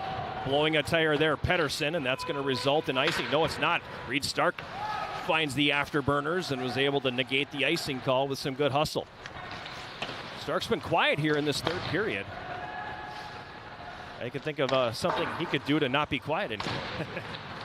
On the right wing, Pettersson gives chase. Colin Pettersson, right wing corner, St. John's territory. Gives for Francois. Johnnies take the puck and clear. It's bouncing into the Yellow Jackets zone. Picked up by Axel, and we got a penalty coming on the Yellow Jackets here now. Oh my gosh. Absolutely ridiculous timing for this call. Jackets going shorthanded. It's going to be Colin Pettersson, it looks like. Away from the play. You're 150 feet away from that. I mean, you can't be, no reason to get in somebody's way there. Interference will be the call. 16:54 is the time of this penalty. And the Yellow Jackets facing their biggest penalty kill of the evening as St. John's goes on the power play for the fourth time tonight.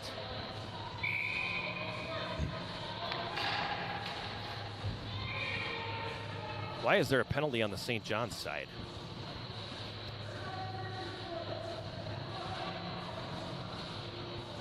Having a little break here while the officials work with the scorekeeper to deal with that 1 minute, 10 seconds that are showing for the Johnnies on the penalty side. Now that's been taken off the scoreboard. 3:06 to go. Tied at 1. Johnnies with a huge opportunity here. Rasmussen, Roosevelt, Whitehouse, and Holmes on the ice as the Johnnies control it in the Yellow Jacket zone. They've got it right circle. Up top to the right point for Campbell. Bakke on the right wing boards. Back up top, Campbell. He'll stick handle, takes the shot, it gets through. Grant makes the save. Along the end board, Liam Whitehouse gets free. Throws that one, it's picked off. Now comes right down in front. The shot they miss wide from point blank range. Bakke was all alone in front. And the Yellow Jackets, Roosevelt will clear. In the neutral zone, Rudrud for St. John's. stood up at the line in a big way by Blake Holmes, and then the Jackets will take the puck and clear.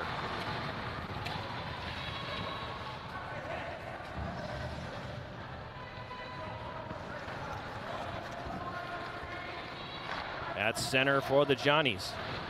On the right wing, Kernan dumps it in. Right wing corner, Christie's got it for St. John's now. He carries up the half boards.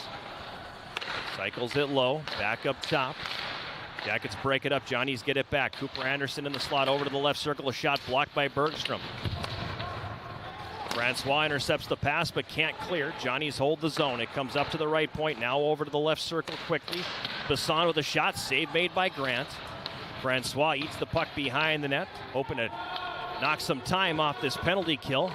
35 seconds left in the man advantage for St. John's. Minute and a half to go here in the third. We're tied at 1. Now the Johnnies get it up to the line. Basson fires, blocked in front. Puck still free between the circles. Grant makes the save. Puck still loose in the top of the blue paint. And finally the big catching glove comes out and covers that one up. And we got a face-off coming in Yellow Jacket territory. Nice job by the referee there, getting himself an angle where he could see the puck and making sure that he didn't blow it dead too early while it was still loose. Got himself in good position there to be able to see.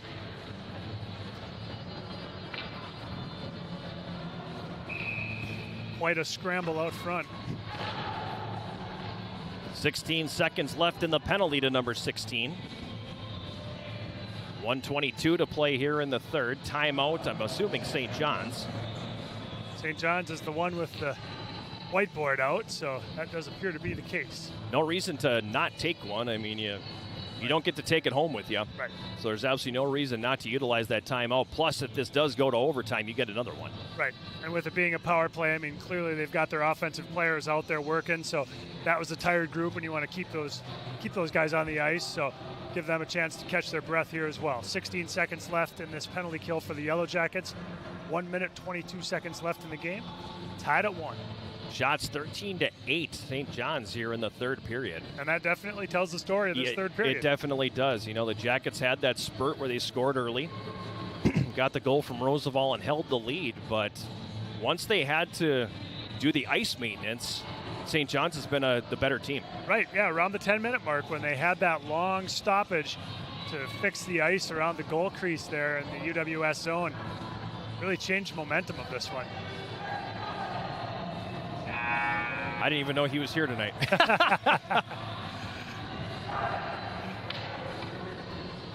Face off in the Yellow Jacket zone to Grant's right. 16 left in the minor. Penalty to Colin Pedersen. 1:22 to go in the third. Jackets and Johnnies tied 1-1. Jackets win the face-off. Whitehouse sends it hard around the boards, held in at the left point. Over to the right circle, one-timer hits the outside of the goal. Picked up by Holmes, he'll bank it off a defender. It comes all the way to the right wing board and it's dumped back in the Yellow Jackets. So bad hop there and it comes right to the circle now. The Jackets go to clear. That's not going to come out and then the shot deflects in on goal. Grant makes the save. Pedersen back out of the box. Jackets get the puck in the neutral zone now. Ishmael up the left wing across the St. John's line. Carries it all the way to the right wing and then he'll send it deep. Roosevelt behind the net, has it hop off his stick. Rasmussen has it left corner, up to the left point now.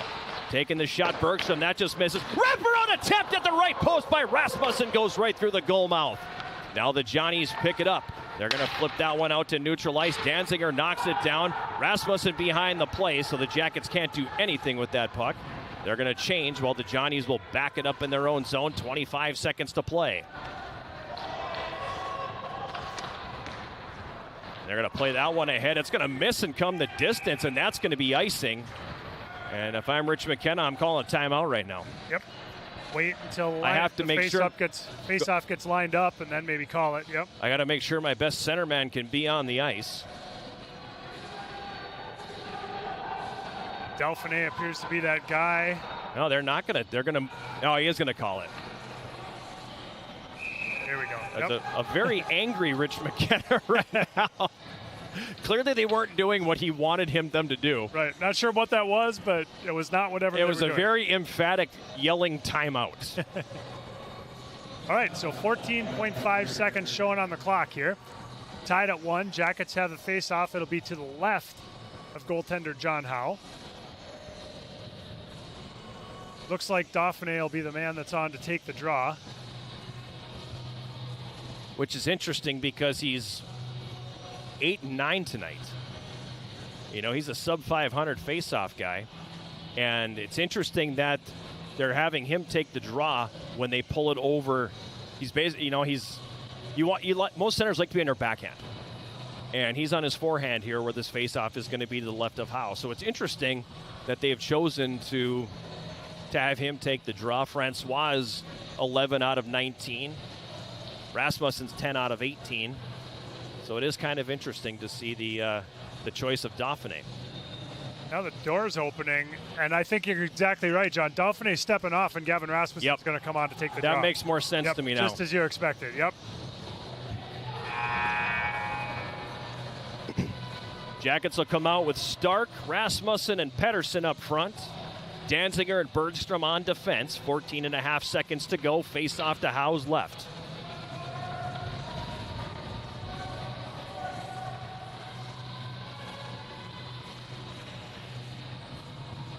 Rasmussen will take the draw against Sabo.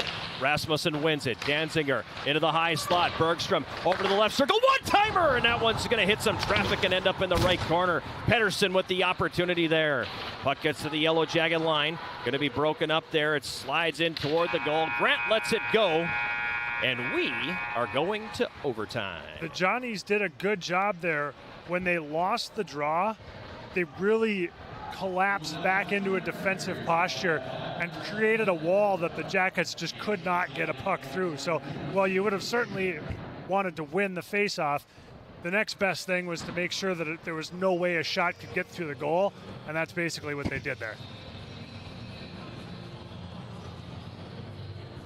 Overtime. Scoreless after 2. Jackets open the scoring at 5:08 of the third period. Daniel Roosevelt's 5th from Justin Dauphiné put the Jackets in front at 10:37. St. John's tied it. Second goal of the season from Jackson Sabo.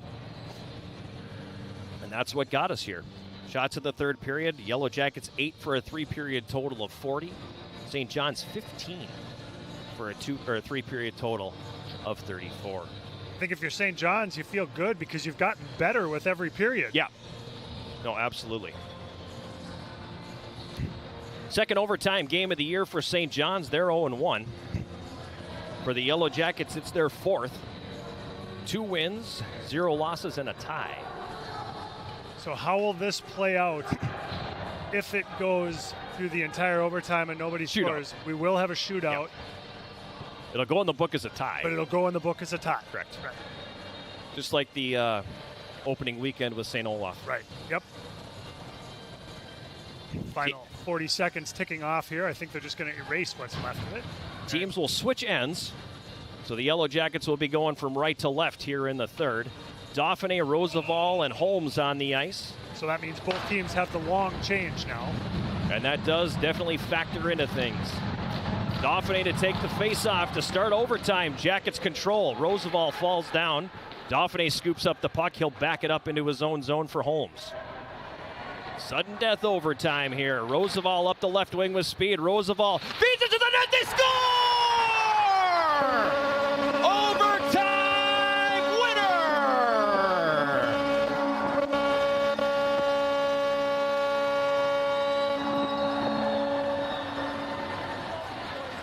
A great rush there for the Yellow Jackets. Daniel Roosevelt fed a perfect pass through, and Justin Dauphiné was able to just tap it in on the back door in full flight to give UWS the victory in overtime. Yellow Jackets win the draw. Blake Holmes feeds it up the wing, and a brilliant play by Roosevelt. You could see that one coming here for quite a while. You could see the whole thing as they were, you could see what Roosevelt was looking at, and Dauphiné knew. He just went right to the post. Nice little redirection there. Jackets. His 8th goal of the season, number 10, Justin Dauphiné. He's assisted by number 5, Matt Danziger, and number 8, Blake Holmes. Well, that's not correct. Dauphiné, his 8th of the season in the overtime. That's not correct. Because that was clearly Roosevelt and Holmes on that one. But my, what a play there by the Yellow Jackets, and the overtime magic continues. Jackets now 3-0-1 in the extra session. The winning streak is alive at 8. As they pick up a huge win here tonight, 2-1 over St. John's. We're going to take a timeout, and we will come back with the postgame show sponsored by Synovus Energy right after this. This is Yellow Jacket Hockey on 91.3 KUWS Superior and Yellow Jacket TV, an affiliate of the WIAC Network.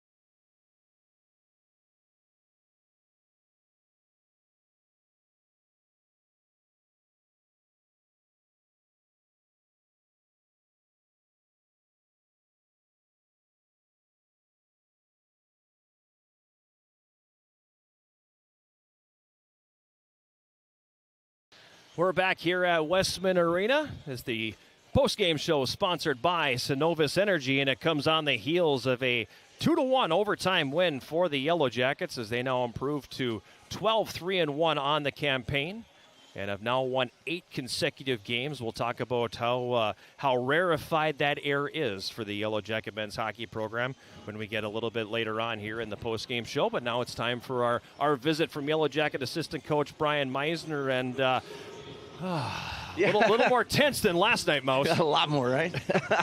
Yeah, but what a great game. I mean, that was a good hockey game. That was a good hockey game. It was a good finish, and their goaltender played outstanding.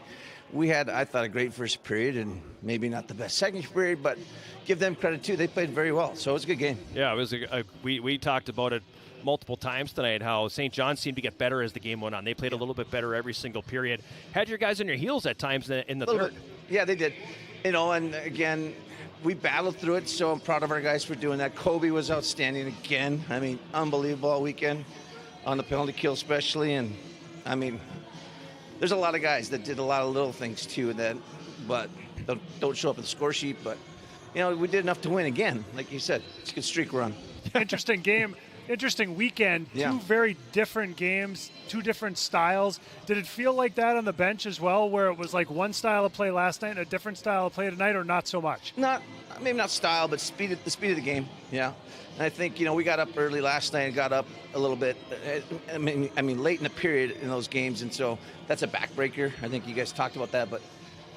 It takes the wind out of the other team's sails. Tonight, they stayed in it the whole night. So you're giving them life. I mean, again, they played well, so I'm not taking anything away from them. But, yeah, it was a good game. Could you see the play unfolding in overtime the way we did up here? Because as soon as they won the faceoff and Roosevelt's coming up the left side, you could see JD kind of go, all right, I know exactly where to go, and he threaded that pass through perfectly. Wasn't that beautiful? Yes. That's like one of the best looking goals I've seen in my 5 years here. I don't know about you, but I mean, you've been here a lot longer. But the tricky part of it too is Dauphiné is a lefty, right? Yeah. So Dauphiné is coming up the right side, and he's got to one-touch that puck in at full flight on his backhand. Yeah. So like full props to him to be able to like put it in on his backhand. That's an easy-ish play if it's on your forehand. Much harder on the backhand. 100%. And so, you got to be strong on your stick. You have to have a good angle. You have to be even a little bit lower on your stick so you have that leverage. And he did that. And like you said, just going to the net. I mean, I thought he played great tonight, JD. I looked up, every time I looked up, he's making a play. So it was awesome.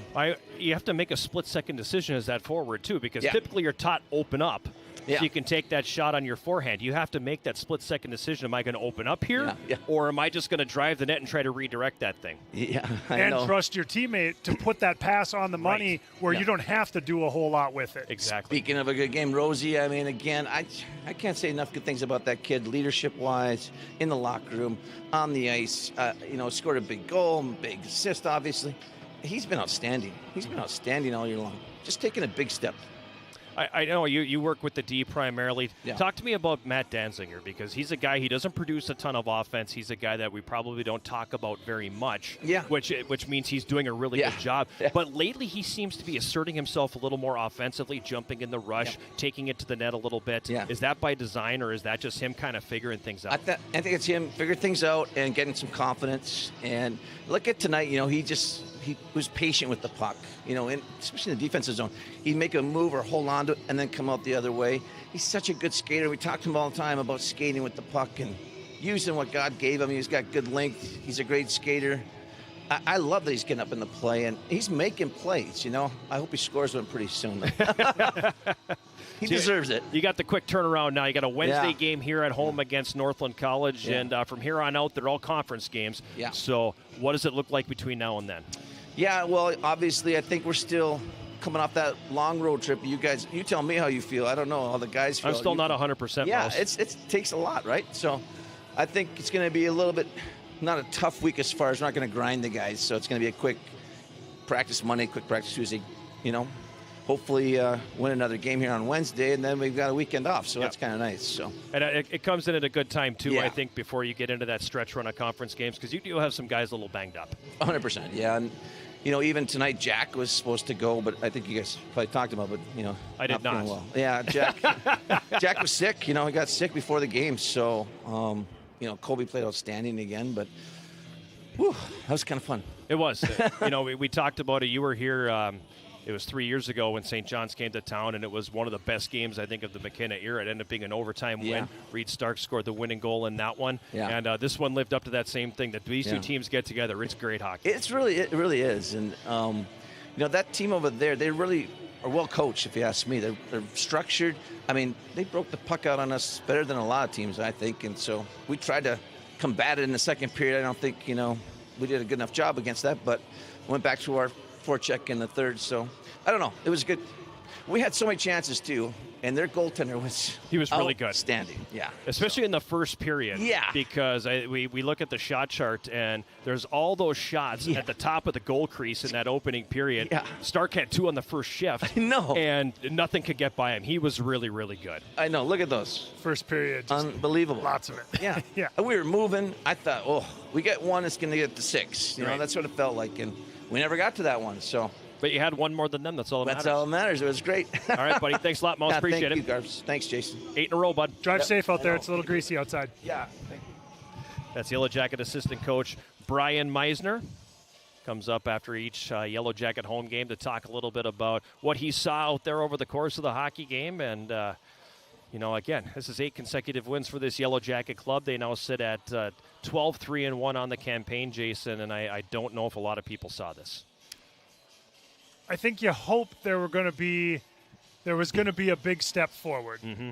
And the tone of the fall training camp, whatever you want to call it, was definitely to be more competitive and to take that next step. Maybe take 2 steps, and this team has done just that. Yep.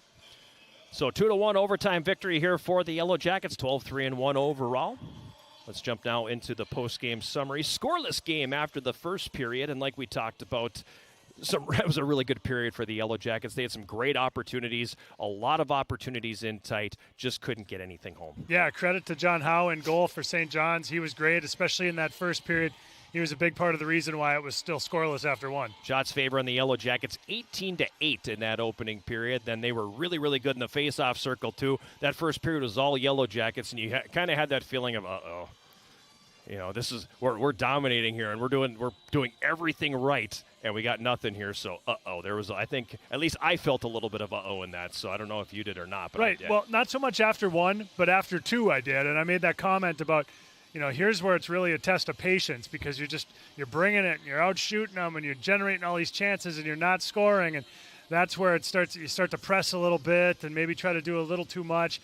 Defenseman maybe makes a little extra risky pinch, and all of a sudden you're staring at a 1-0 deficit because you gave up an odd man rush, even though you're out shooting the other team 2-1. You know, so they avoided that fate, so that was good. Yes, scoreless after one, and then it was scoreless after two, and that was the tide kind of turned a little bit. So I thought St. John's came out with a really good jump, especially early in that second period, and then they just continued to build off that. And at times I felt like the Jackets maybe were a little lucky to get out of that second period still scoreless. Right, and St. John's hit a post in that period, as did UWS. So it was some close calls both ways, and St. John's definitely started to play better, like we talked about during the broadcast. Kind of seemed like the Johnnies got better every period. Shots on goal in the second period, 14 for the Yellow Jackets, two-period total of 32. St. John's had 11 for a two-period total of 19. Get to the third period, and finally the Yellow Jackets able to break through, and I was just lamenting on the air about how, hey, we got to get a line change here. We got to get some guys off. These guys look tired. Justin Dauphiné kind of looks up at me and gives me the Dikembe Mutombo. Just wait, I got something I need to do here. He goes and creates the turnover in the offensive zone and gets the Jackets on the board. But Dauphiné didn't really have a choice, because if I remember correctly, he was the man who broke the puck out of the zone, and it was do or die at that point, because they'd been out there for a long time, and it was like if he didn't skate with it and get it out, they might not make that exit, and it might end up in the back of their net. So he had to stay. He had no option. So he skated it up, and then eventually I think it led to the play where he was able to forecheck, get the turnover that you're seeing now, and then assist on the Roosevelt goal. Great shot from Roosevelt there to make it 1-0. Fifth of the year for Daniel Roosevelt puts the Jackets in front in the third.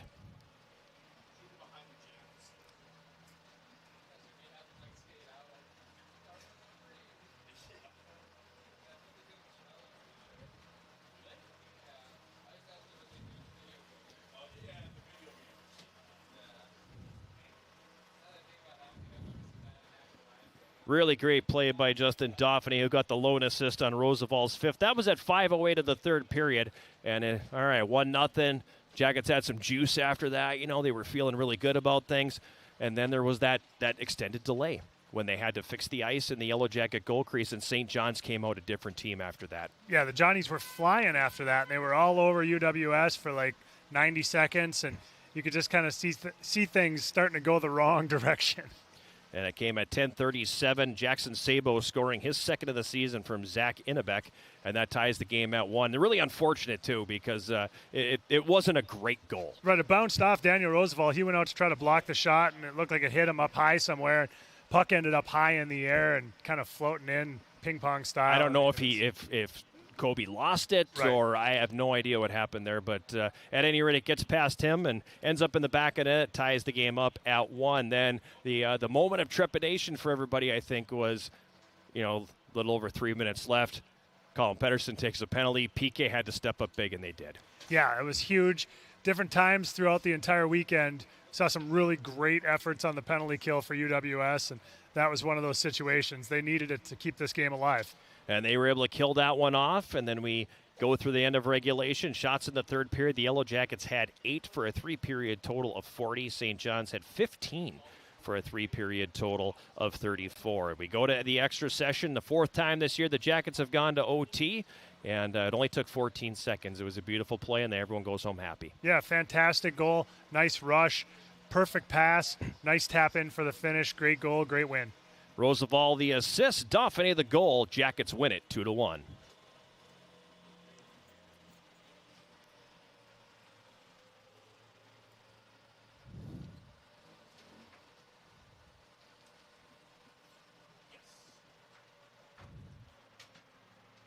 Justin Dauphiné, I didn't even see his name in there. I just got so excited when a thing went in the back of that and the red light came on. Justin Dauphiné driving to the net, redirects the pass from Roosevelt. Blake Holmes also gets an assist, his 4th assist of the weekend, to make the final score 2-1. Only one shot in the overtime, so thankfully it was very efficient use with the shots by the Yellow Jackets. They finished the game with 41. St. John's finishes with 34. Penalties in the game. The Yellow Jackets taking 6 penalties for 12 minutes, while St. John's took 4 for 8. On the power play, the Yellow Jackets go 0 for 2. Johnny's 0 for 4. And 5 of those 34 shots there's coming on the power play, so maybe you could kind of point to that as part of the reason they came with the L here tonight. Yeah, that PK made the difference tonight. Kobe Grant got the, I guess, emergency start in goal. I did know that Jack wasn't feeling well, and because he was originally slated to start. He looked in the scorebook and said that's different from what they announced. And about an hour and 15 before game time, they said, no, Kobe's probably going to be the one that has to go because Jack's not feeling well. And he steps in and makes 33 saves tonight. And I think he finished with... I got it. From last night? 30 saves on 31 shots last night. Okay, so 63 saves on 65 shots over the course of the weekend for him. 64 saves. Yeah, so a pretty impressive weekend for him. And with the victory, he improves to 5-1-1 on the season. His goals against average came in at 180, so that's going to go down again. And the save percentage will go up, from 945. So he's putting some pretty impressive numbers together here. Just remarkable numbers for Kobe Grant, and really for like all the goaltenders at UWS. I mean, Jack Boshert's got great numbers as well.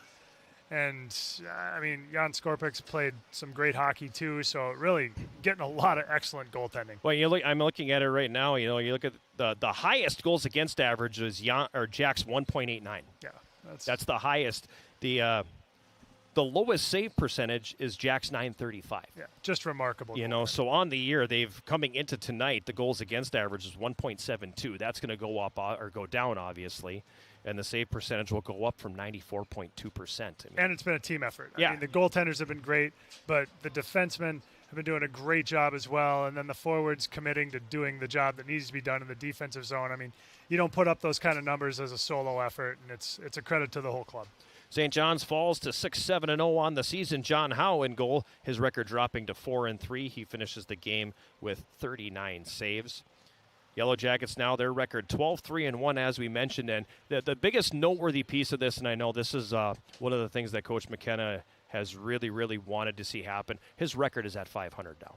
And he got a little angry when he won his 100th game last weekend, and they put the graphic out on social media, and he yelled at me as I was getting on the bus and all this. And he says that it doesn't mean as much to me to get there as it does to get to 500.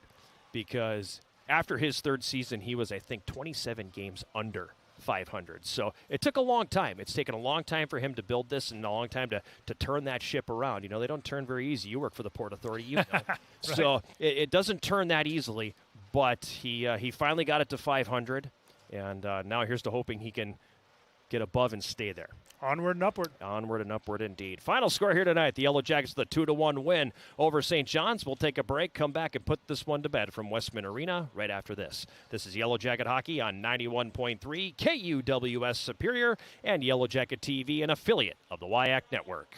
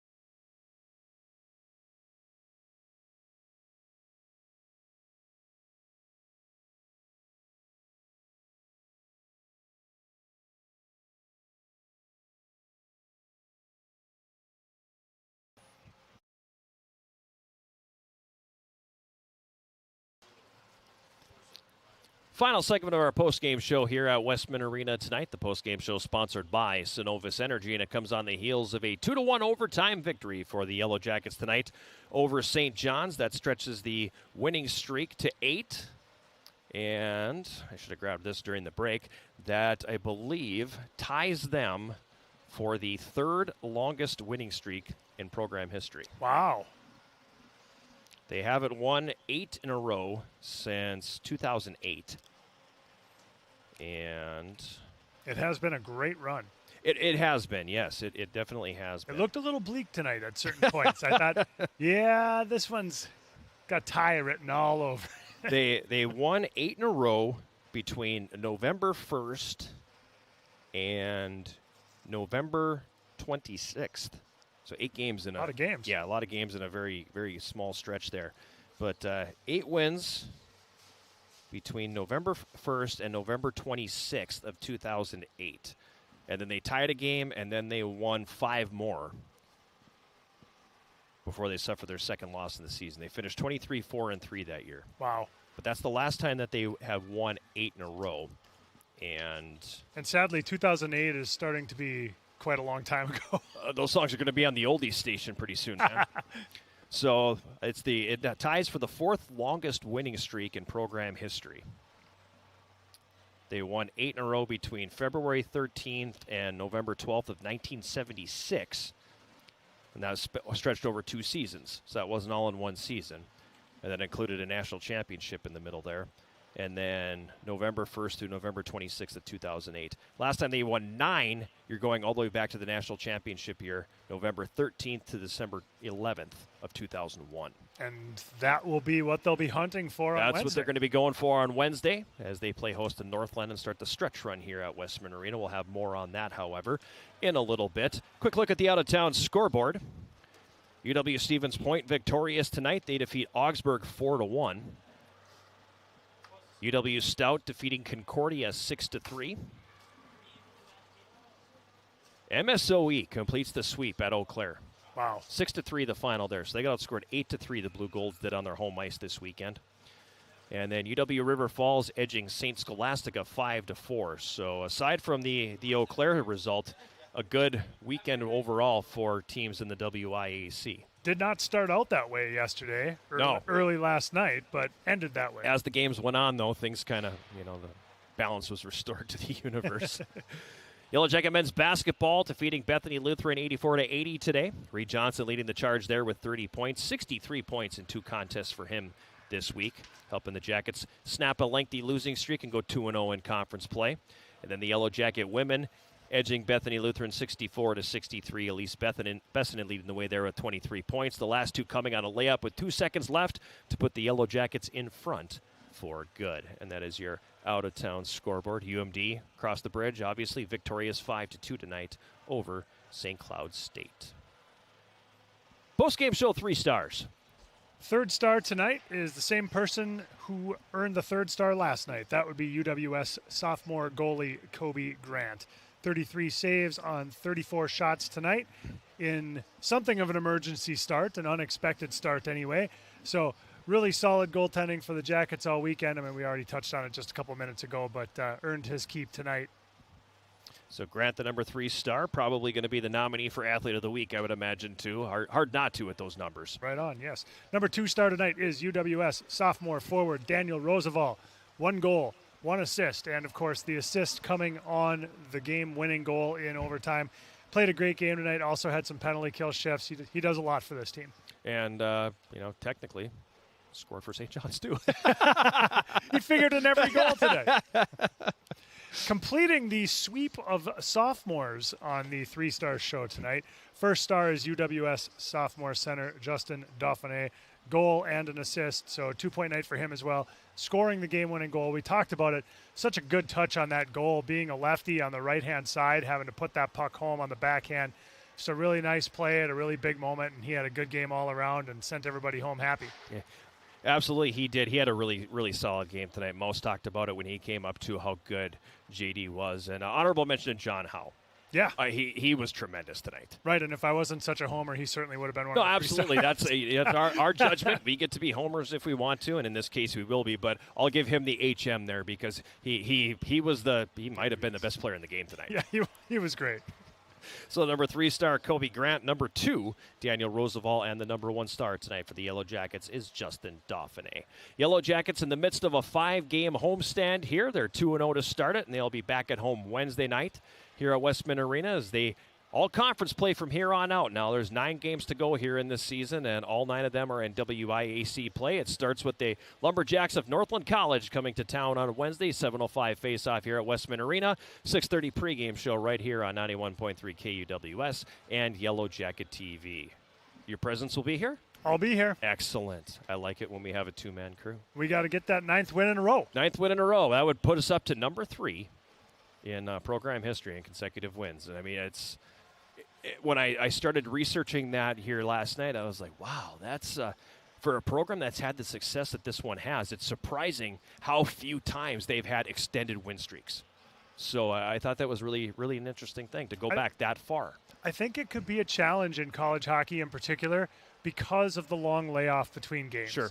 You go so long between these games, I think it's harder to sustain the momentum, and maybe that factors into why it's so hard It to could have very well be. those kind of really long, because you've seen it. If they're going to win 8, 9, 10 games in college hockey, that's going to usually it's going to extend over 2 months, and that's a long time to extend the momentum. Yeah, it really is. So it's some rarefied air that the Yellow Jackets are walking into right now.